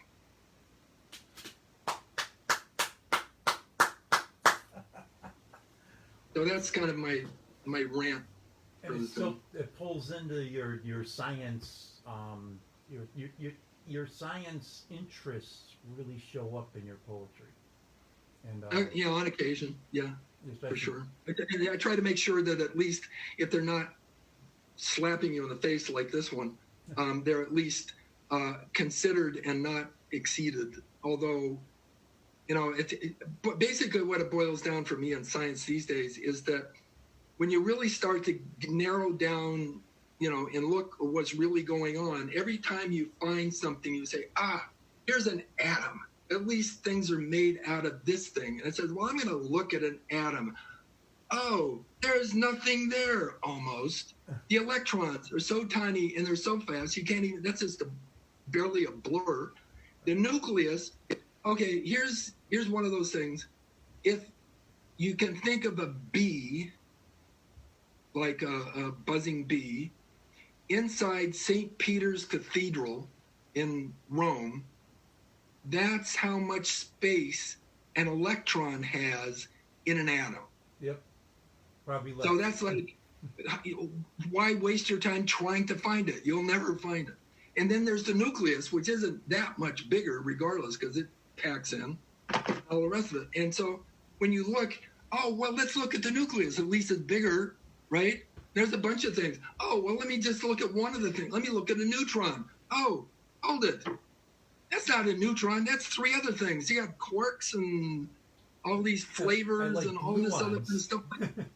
And then you look at that and you break it down. And if you believe at all anything about the quantum mechanics people, the only thing that is actual is a circle and a little piece of straight string. Whoa, which looks like a 1 and a 0. And they're vibrating like crazy. And everything from how the harmonics of their vibrations interact manifest everything else. And so what's the point? You know, you look at something and say, oh, that's really beautiful, but what's it made out of? How can I express the essence of it? The essence is absolutely nothing. Wayne, we got, you know, and so, we got 3 minutes left. Yes. Do you want to say something about Fractal Edge Press, or want to say something for 3 minutes, and then we're going to have Cracktopia? Okay. Fractal Edge Press, I started a little before I came to Chicago because I wanted to publish my first book. And I came to Chicago. I got the book delivered to me in Chicago, actually. That's the way that worked out, even though I'd done it. And the chairman of the English department at MIT, who had loaned me his copy of the British literature textbook, is the one I used in my senior year in that course. He had helped walk me through cutting the book in half and all that sort of thing like that, and then suggested some edits and things. And he suggested the publisher, the person who's going to make the book, was a guy in the middle of the woods in Maine someplace. Mm-hmm. And so based on the result of that, which was sort of okay most of the time, except for the giant chunk of the books that had the signatures glued in the wrong order. Yep. Yeah, I kept those in a box with a skull and crossbones and a poison symbol on it. But I decided, well, I can do better than that. And so I got Quark Express and all this other stuff like that. And I started doing people's books. With the Guild Complex, my first 2 books that I did was a couple of their chapbook things. Mike Puka, a chapbook, and a couple other folks. And they needed those done quickly. So in 2 weeks, I produced 3 chapbooks for the Poets Club, and they liked it. And I sort of said, well, hey, you know, I can do this. We have about a minute left. What's your last words? Say it again? We have a minute left. What's your last words? Oh, my last words. My last words are, if you're going to write poetry, you're not going to be able to stop yourself. It's just something that's there, and it will out, as they say. And you know, a lot of people want to say, well, you know, how do you prepare? What do you do? This? I just sit there and I get quiet, and something comes. Or I'll hear a phrase. I got a lot of ekphrastic stuff that's based on a line that it could be about a picture and that sort of thing like that. And it's the inspiration can come from anything at any time, as you just open yourself and just listen. Wayne, I will talk to you this week, and thanks for being on the show. Hey, anytime, man. Okay. Bye. And people have to understand your place in all of this stuff too. I mean, I don't think too many people are confused about that, but you are a gift to Chicago in so many ways. I just do stuff. Yeah. Yeah, right. Well, that's sort of my point, right? Yeah. We do the stuff we do. That's what I do. You know? All right, man. Okay, I'll talk to you this week. Oh, yes, I do not have the paid version of Zoom, so we have to, you know, limit the meetings to 40 minutes. I did at one time agonize over what I do, and agonize over what do I actually have an effect. I'm actually doing something. And I think it was Ken at Gallery Chicago. You know, one late night, he had these awesome parties, and him and I were there, and one other person, and we basically talked about who I was and what I did for the poetry scene, and he said, stop agonizing over it, just do what you do, and let everybody else sort it out. So I don't really know what I'm doing. I'm just doing what I'm doing. And right now, what I'm going to do is I'm going to play this CD by Mr. Joe Rorty. I'm going to play it with my other device over here, which I'm going to start up while I'm talking to you guys. This is Cracktopia by Chicago poet and performance artist Joe Rorty. Joe is like really well known and really has a really good use of rhythm. He used a lot of percussion in his work, and I tried to play this last week and I wasn't able to, so let's see what happens this week. But this is Cracktopia by Joe Rorty, and while this is playing, I'm just gonna turn down the sound and pay a little bit of attention to the feed here, and answer some questions and stuff like that, and then I'm gonna go wash the dishes. So just give a good listen to Cracktopia by Mr. Joe Rorty.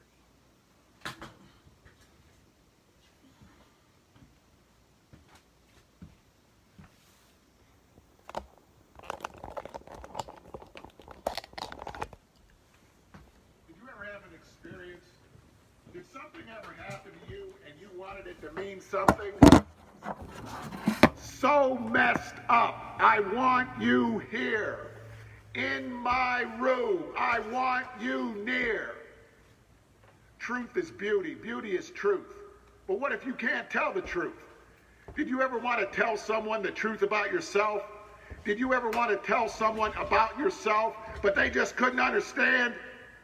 Did you ever know someone and you knew they were trying to tell you the truth about themselves, but they couldn't, so they told you a lie instead?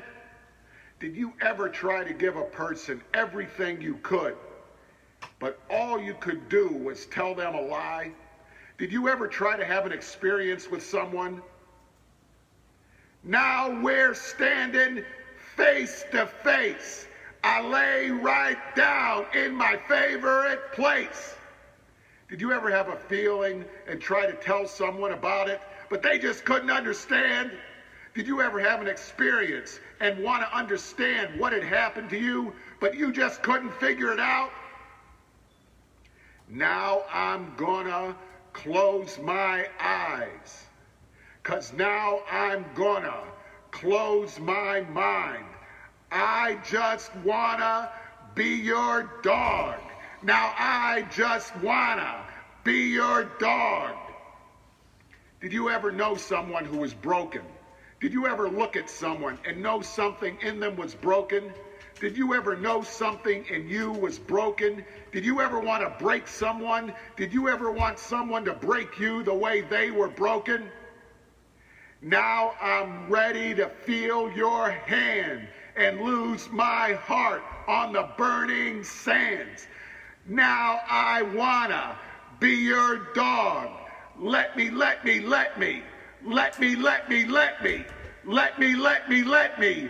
be your dog. Please, please, please, please, please, please, please. Please, please, please, please, please, please, please. Let me be your dog. Please, please, please, please, please, please, please. Well, come on. Now you've got me on my knees. Did you ever have an experience? Did you ever want to have an experience? Did you ever want to understand something that happened to you? Did you ever want something to mean something? Did you ever want to mean something to someone? Did you ever want to tell someone something? There was a dog scratching himself with his leg. He was a brown dog on a leash held by his mistress, who was sitting on a little green and white porch. And he was scratching. He had got himself a itch from being outside in all that warm air, and he was scratching that itch. His leg working in strong convulsive movement, blurring under the yellow light glowing from a small lamp just outside. That dog was scratching himself, so he had a itch. You ever have an itch?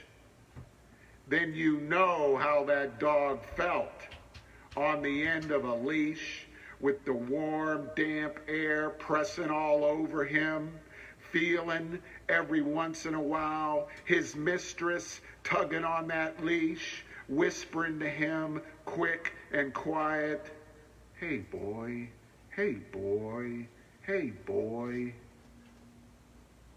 If you was a dog down in Dixieland and had a big itch, don't you think you'd scratch it fast? Just a big old dog. If you was a dog straining on a leash, the air hot and damp all over you, then you know what it's like to have to scratch an itch. You know what it feels like to be a hot, sweaty old dog. Just a big old dog getting in everybody's way, straining on his leash, happy to be out of that dry, dusty old house.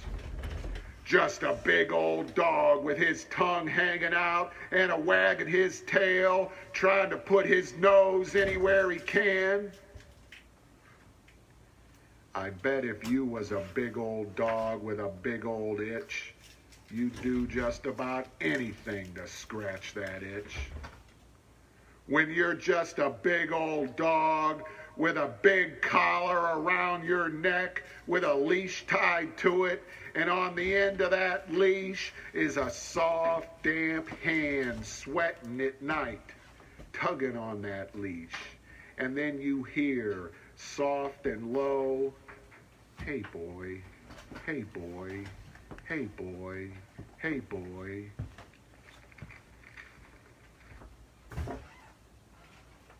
I'd kill myself if I thought it would do any good. But then, who wouldn't? Just like I'd wash my hands forever if I thought I could wash the stink of money off them for one day. I'd like to eat a whole watermelon, from red meat to white rind to green skin. But who thinks they'd be better off dead?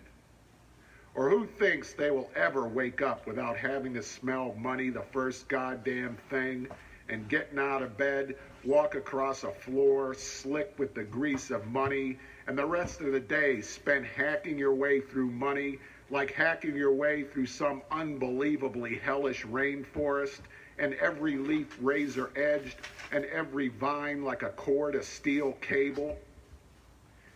I suppose I would kill myself if when I dropped down dead, every dollar bill would drop down dead and lie like trash in the streets, and everyone would look around and say, "Hey, what's all this fucking trash for? We'd better build a big fucking fire and burn all this fucking stinking trash." But instead, what would happen? Everyone would say, "Hey, that guy's bleeding on some of our precious fucking money. Oh no, oh no, oh no. Dig a hole quick and dump the piece of shit in before he fucks up any of our money, without which we couldn't live and we couldn't breathe and we couldn't think and we couldn't have a family and we couldn't have a car, and without money we wouldn't be worth nothing. Oh, hurry, hurry, hurry. Get the dead piece of shit off our money. Oh, hurry, hurry, hurry." And like that it would go on. The pathetic little bastards practically pissing themselves, and shit. My death would probably make money stronger, because after their close brush with maybe getting some of their money soiled, they would become even more obsequious to money and, roll their eyes at money. "Are you all right? Are you okay? Oh, I almost died seeing you get laid on by that dead guy. Oh, I almost died. Are you all right, money?" And running around with a little whisk brush, brushing off the money and gently smoothing out any folds and growing flushed and red while their fingers touch the money, and breathing faster and faster. Money, money, money, money. And carrying on, and maybe getting a national day of Thanksgiving that money is all right, and slaughtering a bunch of turkeys and hogs and steers, big parties, everybody getting all stripped down and painting their faces, and I don't know, smearing some of the blood, or a lot of the blood. Yeah, I can see it now, coating their bodies in all of that hog's blood, sleek and stinking, and jumping up and down in front of big bonfires. Oh, money's coming. Oh, money's coming. Oh, money's coming. Woo! Money's here. Oh, praise money. Oh, thank you, money. And the women getting overcome and taking fits and screaming and speaking in tongues, rolling around on the ground. And who knows, kill a couple of people, virgins or something, and toss them in the fire too, just as an extra special touch.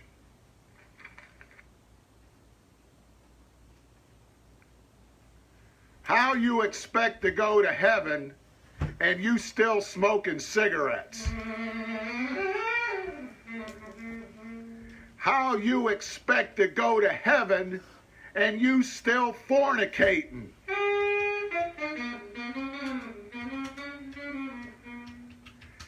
How you expect to go to heaven and you still drinking?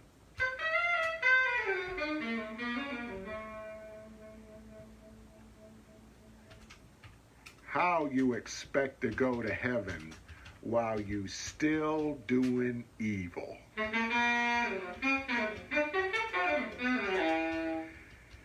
Devastation, devastation. I want to testify. I want to tell someone about it, about the devastation. Inside, outside, devastated, devastated. You ever see a wall all made of bricks that's been in the sun, out in the rain for years, years, years, years? You see the faces, worn, worn, worn. It's like a desert under the sun. It's like the animals living in a desert, coming out at night. What are they looking for? It's so late. It's so dark. Looking in the dark, under the moon, for the devastation. Inside, outside, devastated, devastated. Inside, outside, devastated, devastated. I want to testify. I want to tell someone about it, about the devastation.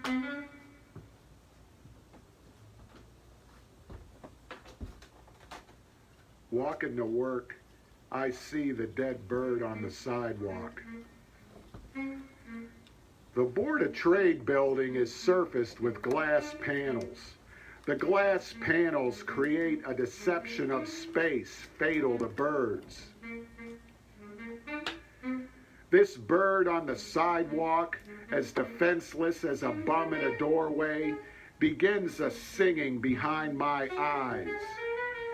Its massacred music, a restless ghost, haunts my ears. Goddamn birds, what do they know about buildings?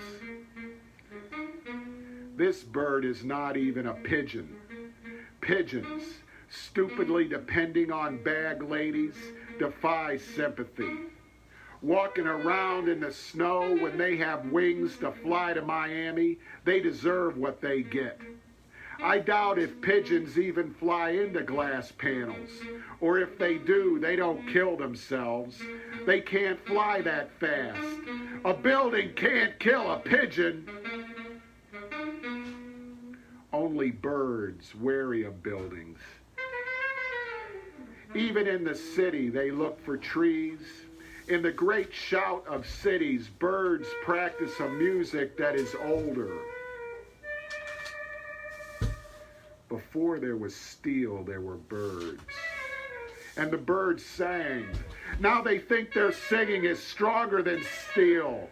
They sit in the pathetic trees of cities and sing like they own the place. Welcome to the city. You wouldn't think to look at it. But we birds build it. Bricks, mortar, concrete, pavement, it's all bird music. And perhaps the city is to be understood. If seduced by birds, it seeks to catch them in its grasp. Cities are too young to know their own strength. They crush when they wish to caress. What happens? Smashed birds on Van Buren Street. The absence of their music is a testimony. Mute. Except for the other music that is newer, that hovers around their cockeyed wings like a mourner lit rising from the street and the L platform. The music comes in my mouth as I breathe and finds a tongue I didn't know I had.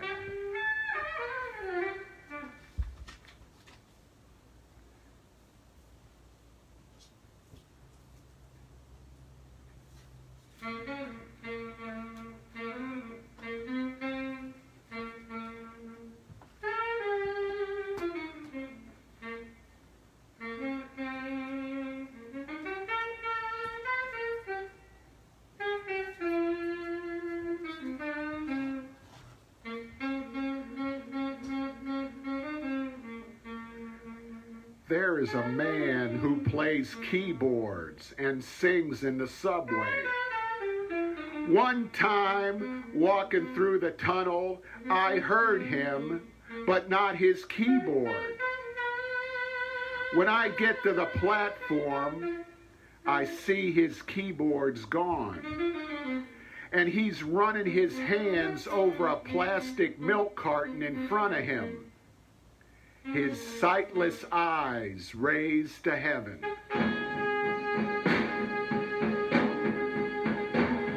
You better not fight.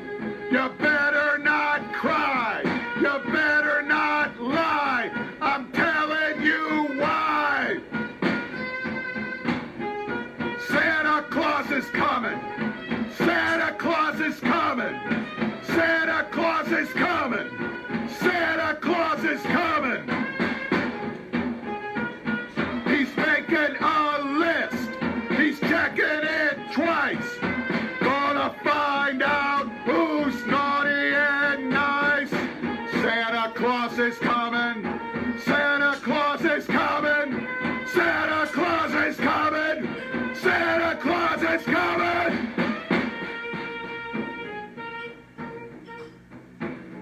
He knows if you've been sleeping.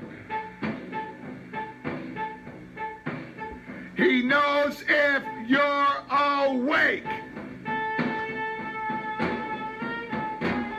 He knows if you've been bad or good, so be good for goodness sake. You better not fight. You better not cry. You better not lie. I'm telling you why. Santa Claus is coming. Santa Claus is coming. Santa Claus is coming. Santa Claus is coming.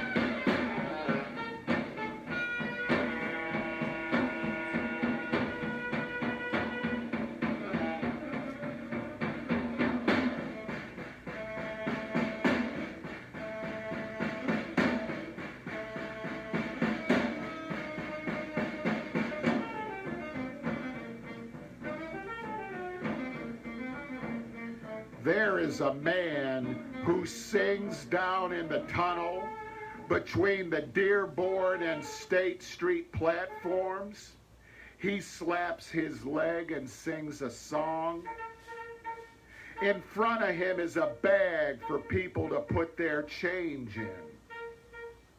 He slaps his leg and sings his song, leaning against the wall, slapping his leg, singing his song.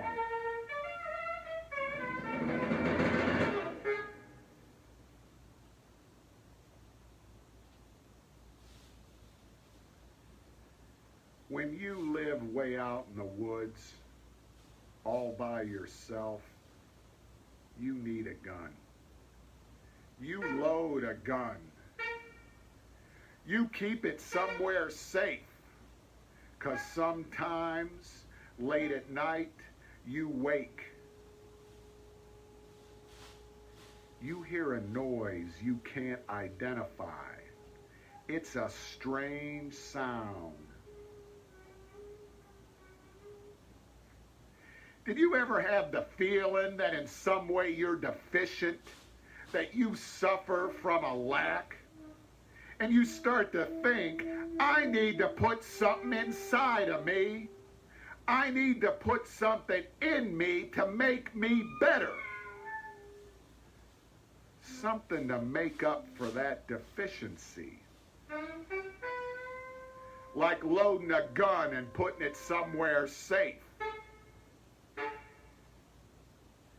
You ever have that feeling? I can never do anything again. I might as well go live in a shack in the woods. And sleep in those woods, in those dark trees. And sometimes you wake wondering to yourself, what's that sound? all around, coming from those trees.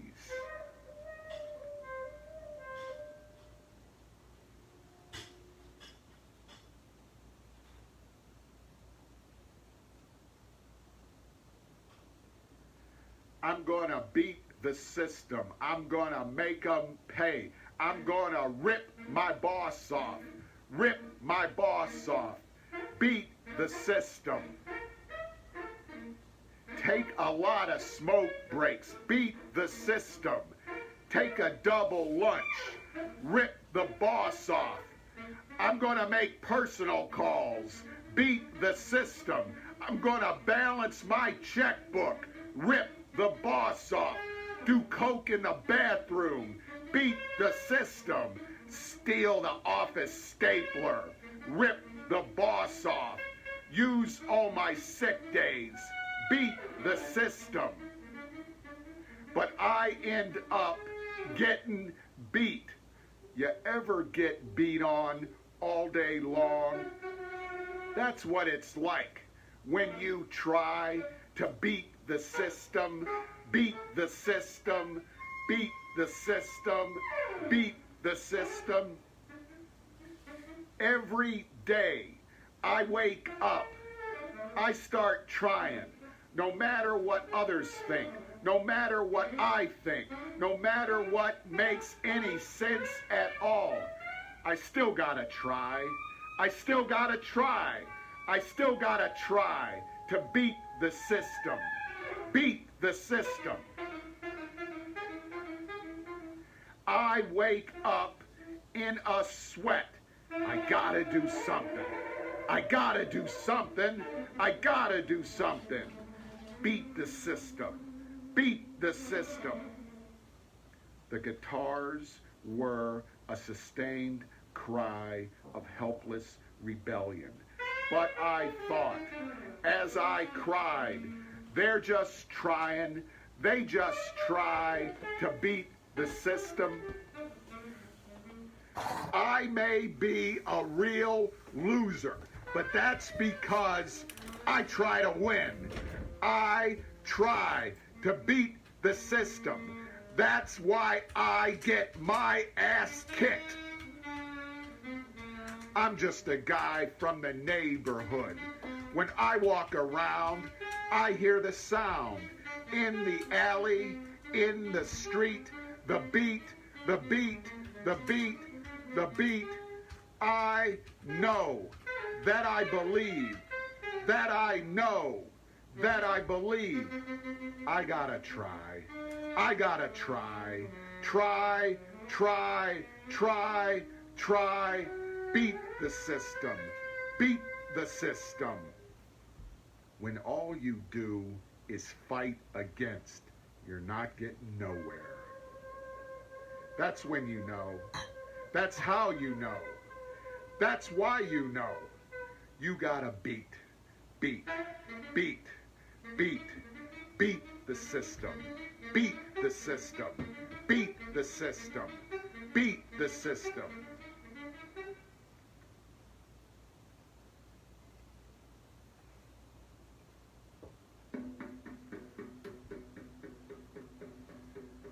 Something I heard, something I learned, the way they talk, the way they are, it don't break, it don't hurt, it don't think, but it can sing. Chicago, Chicago, Chicago, Chicago.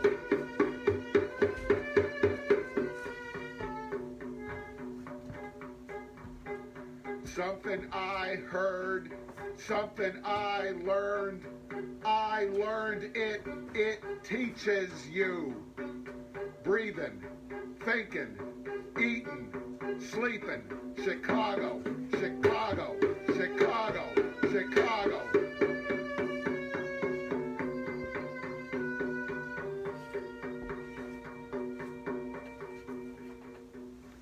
Something I learned in the street, loud, loud, but not for long. Something living, something dying, pounding, slamming. Chicago, Chicago, Chicago, Chicago.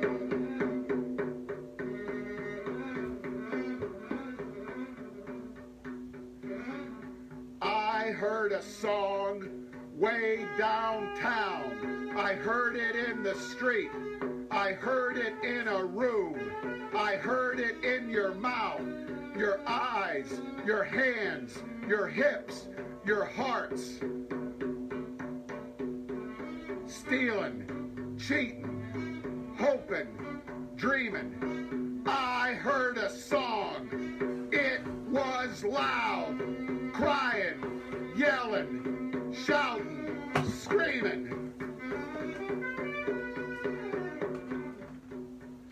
You ain't gotta jump, you ain't gotta holler. All you gotta do is bet your bottom dollar. Yeah, you gotta bet, you gotta put your money down. 'Cause why else would you come to this town? Yelling, screaming, fighting, dreaming.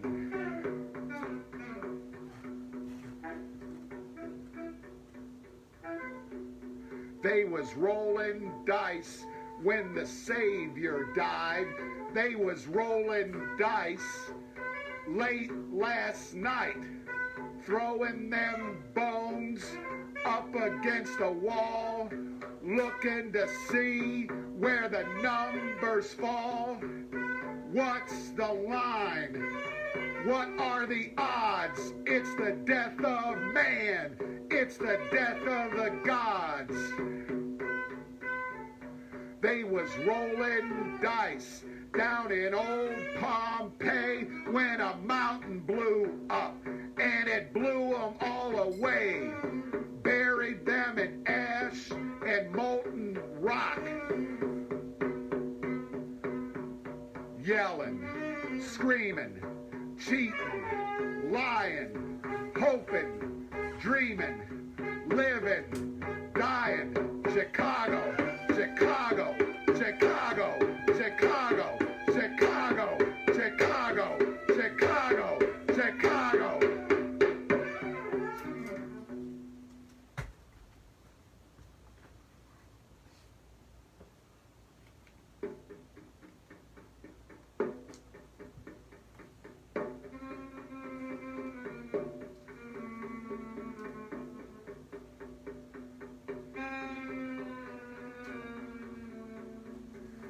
Everything's cool. Everything's cool. Cool, cool.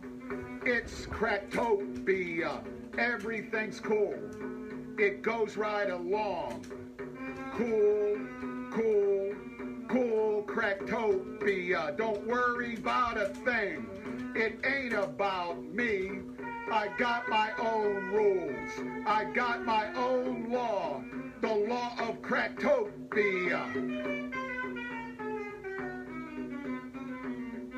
I follow the rules.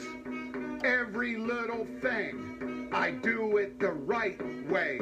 I do it the wrong way. Do it the right way. I do it the wrong way. Everything's cool. Everything's cool.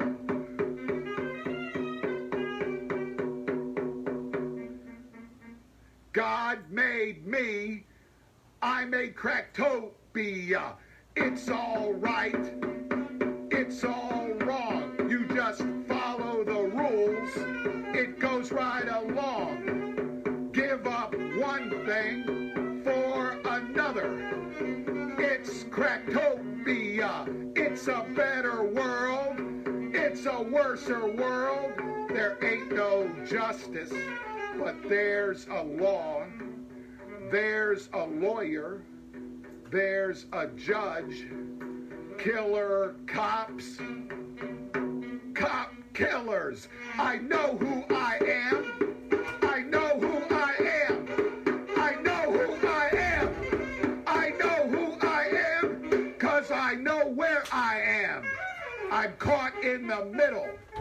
I'm caught in the crack. Crack, crack, crack, crack.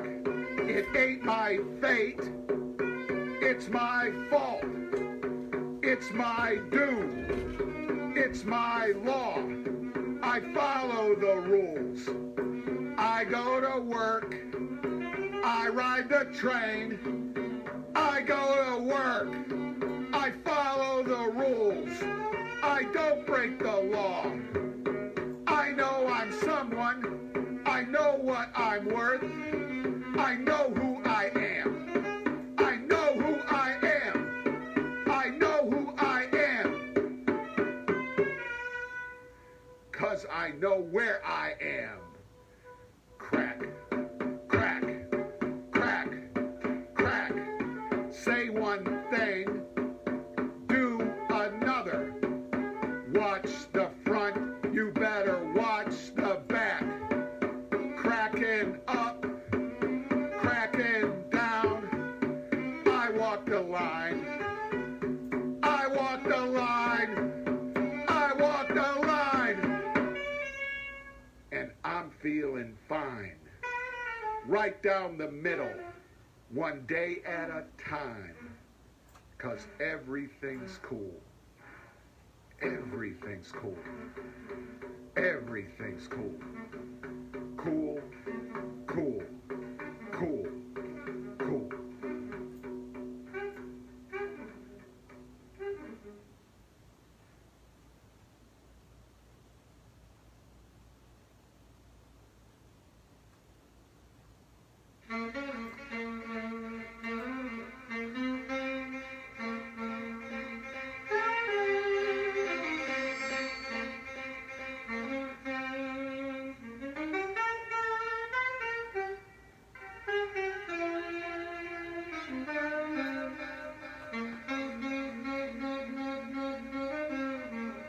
Merry Christmas, Uncle Milo, who plays keyboards and sings in the subway. One time, walking through the tunnel, I heard him, but not his keyboard. When I get to the platform, I see his keyboard's gone. And he's running his hands over a plastic milk carton in front of him. His sightless eyes raised to heaven.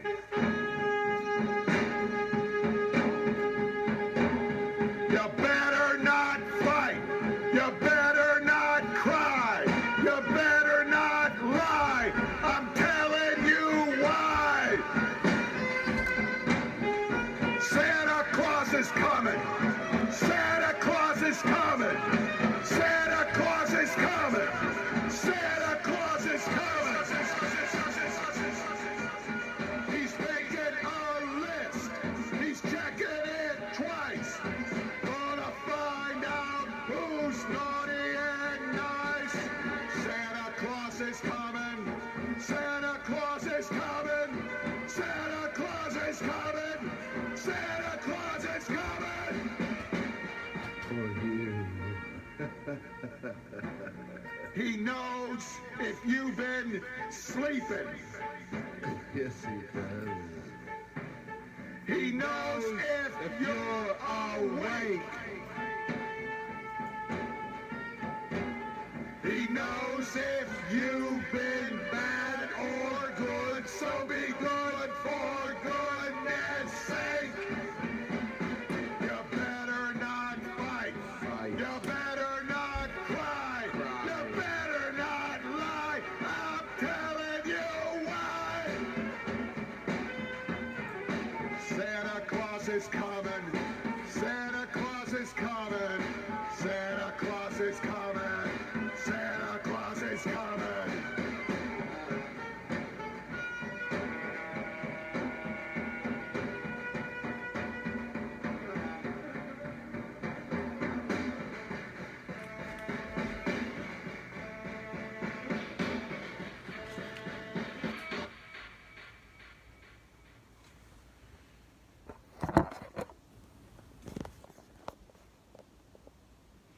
And that's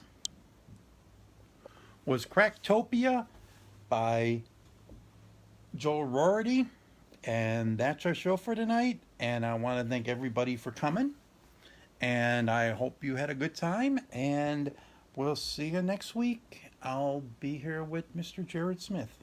Thanks. Bye-bye.